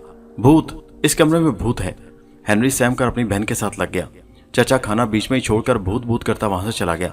शहजादी ने मारिया से कहा, ये मारिया तुम हो ना? हाँ, मैं जरा तुम्हारे चाचा को सबक सिखाना चाहती थी। हेनरी ने जो कमरे में किसी गैबी औरत की आवाज सुनी तो और ज्यादा डर गया। उसकी बहन ने उसे तसल्ली देकर कहा, घबराओ नहीं हेनरी, ये भूत नहीं मारिया है, तुम्हारी आंटी मारिया। आंटी नजर क्यों नहीं आती है? हेनरी ने पूछा। मारिया ने कहा, हेनरी बेटे मैं तुम्हारी दोस्त हूँ, नजर इसलिए नहीं आती कि मैंने अपने जिस्म पर गायब कर देने वाली क्रीम मली हुई है। हेनरी ने कहा, आंटी थोड़ी सी क्रीम मुझे भी दे दो। मारिया और शहजादी सोसन खिलखिलाकर हंस पड़ी। चलो अब कमरे में चलकर आराम करो। शहजादी सोसन अपने भाई को लेकर ख्वाबगाह में आ गई। वो उसको एक पल के लिए भी अपने से जुदा नहीं करती थी। मारिया भी उन दोनों के साथ ही ख्वाबगाह में आ गई। उस वक्त रात के 8 बजे थे और मकार चाचा को सपेरे का बेचैनी से इंतजार था, जो सफेद सांप लेने गया हुआ था और शाम को आने का वादा कर गया था। यह हिस्पानी सपेरा उस वक्त किले से दूर पार के एक खंडर में बैठा सांपों के बादशाह सफेद सांप को पकड़ने के मंत्र पढ़ रहा था। इत्तेफाक से नाग का उधर से गुजर हुआ। वो अंबर की तलाश में चला जा रहा था। उसने एक खंडर में आग जलते देखी तो एक चट्टान की ओट में आकर खड़ा हो गया। क्या देखता है कि एक हट्टा कट्टा आदमी आलती पालते मारे बैठा है। सामने आग जल रही है और वह ये मंत्र बार बार पुरानी जादू की जुबान में पढ़ रहा है। ऐ सांपों के बादशाह मेरी मदद कर, तो मुझे मिल गया तो शाही किले का छोटा ड्यूक मुझे 1000 सोने के टुकड़े देगा। मेरी मदद कर और मेरे पास आ जा। नाग को उस गरीब उधेड़ उम्र के हिस्पानी सवेरे पर तरस आ गया। उसने आंखें बंद करके ये महसूस करने की कोशिश की कि वहां कहीं सांपों का बादशाह सफेद कलगी वाला सांप है कि नहीं। बहुत जल्द उसे मालूम हो गया कि सारे इलाके में एक भी सांप नहीं है और वह सपेरा यूं ही अपना वक्त ज़ाया कर रहा है। नाग ने सोचा कि क्यों ना वो खुद सांपों का बादशाह बनकर उस गरीब सपेरे के पास चला जाए, इस तरह से उसकी मदद भी हो जाएगी। बस नाग ने आंखें बंद करके एक हल्की सी फुनकार अपने हलक से निकाली और वो बड़ी खूबसूरत कलगी वाला सफेद सांपों का बादशाह बनकर सपेरे की तरफ रेंगते रेंगते उसके पास पहुंच गया। सपेरे ने सांप देखा तो खुशी से निहाल हो गया। झट उसे पटारी में बंद किया और घोड़े पर सवार होकर किले की जानिब रवाना हो गया। किले में चचा यानी छोटे ड्यूक ने सपेरे के बारे में कह रखा था कि वो जो ही वो आए उसे शाही महल में पहुंचा दिया जाए। सपेरा जल्दी चचा के पास पहुंच गया। उसने पटारी का ढकना खोलकर उसे सफेद सांप दिखाया और आहिस्ता से कहा, हजूर इससे कोई बचकर निकल जाए तो मुझे पकड़ लीजिएगा। मकार चचा ने पटारी बंद करके अपने पास रख ली। सपेरे को इनाम देकर रुखसत कर दिया गया। नाग सफेद सांपों के बादशाह के रूप में पटारी में बंद पड़ा था। सपेरे की बात पर नाग के दिल में शक सा पैदा हुआ था कि उसे किसी खतरनाक काम के लिए किले में लाया गया है। वो होशियार हो गया। जब रात आधी से ज्यादा गुजर गई तो मकार चाचा ने अपनी जासूस औरत से पूछा, क्या शहजादी और हेनरी सो गए हैं? जी हाँ आका, वो तो कब के गहरी नींद में सो रहे हैं। ठीक है तुम जाओ और सुनो, खबरदार अगर किसी से कोई बात की, मेरी मजाल है आका कि मैं जुबान खोलूं। ये लो तुम्हारा इनाम। मकार चाचा ने अपने गले से मोतियों का हार उतार कर जासूस औरत के हवाले कर दिया। जासूस औरत खुश खुश वहां से रुखसत हो गई। जब हर तरफ खामोशी छा गई तो मकार चाचा ने पटारी को अपने लंबे फरगल में छुपाया और दबे पांव शहजादी के कमरे की तरफ बढ़ा। दरवाजे के पास जाकर उसने देखा कि दरवाजे के नीचे जो दर्ज थी उसमें कपड़ा ठोंस दिया गया था। मकार चाचा ने हाथ से वो कपड़ा एक तरफ से खींच दिया, फिर पटारी खोलकर सांप को सुराख में से अंदर दाखिल कर दिया। जो ही सफेद सांप की शक्ल में नाग कमरे में दाखिल हुआ, उससे मारिया की खुशबू आई। वो तो बेहद खुश हुआ। ये खुशबू उसे कभी धोखा नहीं दे सकती थी। मारिया यकीनन उसी कमरे में थी। उधर मारिया को भी नाग की बू आ गई। शहजादी सोसन और हेनरी अपने अपने बिस्तरों में सो रहे थे। मारिया खिड़की के पास बैठी थी। नाग सफेद सांप की शक्ल में रेंगता हुआ मारिया के करीब आ गया। मारिया ने सांप की तरफ देखा तो बेख्तियार उसके मुंह से निकल गया, नाग भाई ये तुम हो क्या? नाग एकदम से अपनी इंसानी शक्ल में आ गया। मारिया ने अपने पुराने साथी और भाई का माथा चूम लिया। उसकी आंखों में आंसू आ गए। मारिया ने कहा, खुदा का शुक्र है कि एक मुद्दत के बाद तुमसे दोबारा मुलाकात हो गई। अंबर कहाँ है? मारिया ने बताया कि वो होटल सेवाई में ठहरा हुआ है। नाग ने खुश होकर कहा, कितना अच्छा हुआ कि हम 3 दोस्त और 3 बहन भाई अपना वापसी का 5000 साल लंबा सफर तय करने के लिए एक बार फिर इकट्ठे हो गए हैं। अच्छा अब ये बताओ कि तुम यहाँ क्या कर रही हो और ये कौन सो रहा है? मारिया ने सारी कहानी नाग को सुना डाली। नाग ने कहा, जब ये बदखसलत चचा मुझे अंदर डाल गया है ताकि मैं इन दोनों को डस कर हलाक कर दूं।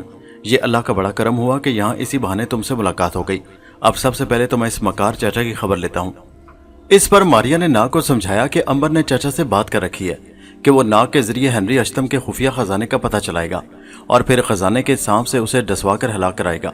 वो नहीं चाहता था कि हम में से कोई उस कमीने के खून से हाथ रंगे। नाग बोला, ऐसी बात है तो फिर हम ऐसा ही करेंगे।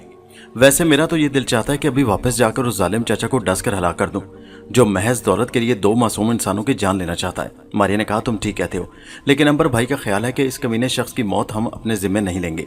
ठीक है, नाग बोला, फिर मैं यहाँ से अभी वापस अंबर के पास होटल सिवाय जाता हूँ। तुम अंबर को खजाने के बारे में बता सकोगे? नाग ने कहा, मैं जानता हूँ वो खजाना कहाँ है। खजाने के संदूक हीरे जवाहरात से भरे हुए हैं और वो दरिया के पुल के नीचे एक तहखाने के कुएं में दफन है। मैं उसे देख चुका हूँ। मारिया ने खुश होकर कहा, बस फिर तो बड़ी अच्छी बात है। क्या खजाने पर कोई सांप भी पहरा दे रहा है? हाँ, वो बड़ा जहरीला फिनियर सांप है। मारिया बोली, बस यही सांप उस जालिम चाचा की मौत का पैगाम साबित होगा। मैं उन दोनों बहन भाइयों की हिफाजत के लिए उसी जगह रहूंगी। तुम होटल जाकर अंबर से मिलो और उसे खजाने का पता बताकर कहो कि कल वो किसी वक्त उस जालिम और मकार चाचा को साथ लेकर दरिया वाले कुएं में उतर जाए और उसे वहीं दफन कराए। नाग ने कहा, तुमसे फिर कहाँ मुलाकात होगी? मारिया बोली, मैं यहाँ से सीधी होटल में आ जाऊंगी। ठीक है, मैं भी वहीं हूँगा। नाग सफेद सांप की शक्ल में वहां से बाहर निकल गया। अब ऐसा हुआ कि कमबख्त चाचा बाहर एक तरफ खड़ा था। वो आज की रात भी सोसन और हेनरी की चीखों की आवाजों का इंतजार कर रहा था कि उसके सफेद सांप को बाहर निकलते देखा तो बड़ा खुश हुआ कि सांप अपना काम कराया होगा। उसने सांप को पकड़ने के बजाय उसे मार देना चाहा ताकि ये किसी और शख्स को महल में न डस दे। मकार चाचा तलवार लेकर सफेद सांप की तरफ बढ़ा। नाग सफेद सांप के रूम में बरामदे की दीवार के साथ रेंगता हुआ बालकनी की तरफ जा रहा था कि उसने देखा वही मकार चाचा तलवार लिए उसके पीछे चला आ रहा है। उसे बड़ा गुस्सा आया कि कमबख्त उसकी जान का भी दुश्मन हो गया है। अगर उसे अंबर के प्रोग्राम का ख्याल ना होता तो वहीं उस बदकिरदार शख्स को हलाक कर देता। मकार चाचा ने तलवार का वार कर दिया। नाग एक तरफ पहलू बदलकर दीवार पर चढ़ गया। मकार चाचा ने एक और तलवार मारी। नाग ने वहीं से छलांग लगाई और किले की बालकनी में आकर स्याह रंग की नन्ही सी चिड़िया बनकर फुर से उड़ गया। रात के अंधेरे में चाचा को पता ही न चल सका कि नाग सांप के बजाय काली चिड़िया बनकर उड़ चुका है। नाग लंदन शहर के ऊपर चिड़िया बनकर उड़ता चला जा रहा था। होटल सेवाई ने उसने आते जाते कई बार देखा था। बहुत शानदार होटल था। वो होटल के दरवाजे के सामने एक दरख्त पर उतर आया। होटल का बड़ा दरवाजा बंद था और बाहर एक चौकीदार पहरा दे रहा था। दूसरी मंजिल की एक खिड़की खुली थी। नाग उड़ता उड़ता उस खिड़की में आकर बैठ गया। अंबर ने काली चिड़िया को देखा तो कहा, नाग। नाग चिड़िया से अपनी इंसानी शक्ल में आ गया। दोनों दोस्त भाई गले मिल गए। नाग ने बताया कि मारिया से उसकी मुलाकात हो गई है। फिर उसने सारी कहानी बयान कर दी जिसके मुतालिक अंबर सब कुछ जानता था। अब सुबह तुम मकार चाचा को किले से लेकर खजाने के पास पहुंच जाना। मैं और मारिया इसी कमरे में तुम्हारा इंतजार करेंगे। अंबर ने कहा, मेरा ख्याल है ये काम मुझे रात के अंधेरे में करना होगा। दिन के वक्त दरिया के पुल के नीचे तहखाने में उतरना मुनासिब नहीं रहेगा। जैसे तुम्हारी मर्जी। फिर रात गए तक दोनों भाई और दोस्त एक दूसरे को अपनी अपनी कहानी सुनाते रहे कि अलग रहकर उनके साथ क्या क्या गुजरी। दिन निकल आया। लंदन में लोग अपने अपने काम पर रवाना हो गए। सारा दिन नाग और अंबर ने आराम किया। होटल में पुलिस आ गई थी। इंस्पेक्टर विक्टर भी वहां मौजूद था। जब उसे बताया गया कि वहां शेर आया था और चोर को शेर ने हलाक किया है तो पहले तो उसने यकीन न किया, लेकिन जब कमरे में शेर के पंजों के निशान देखे और चोर की गर्दन का मुआयना किया तो उसे भी यकीन करना पड़ा कि ये सिवाय शेर के और कोई नहीं हो सकता।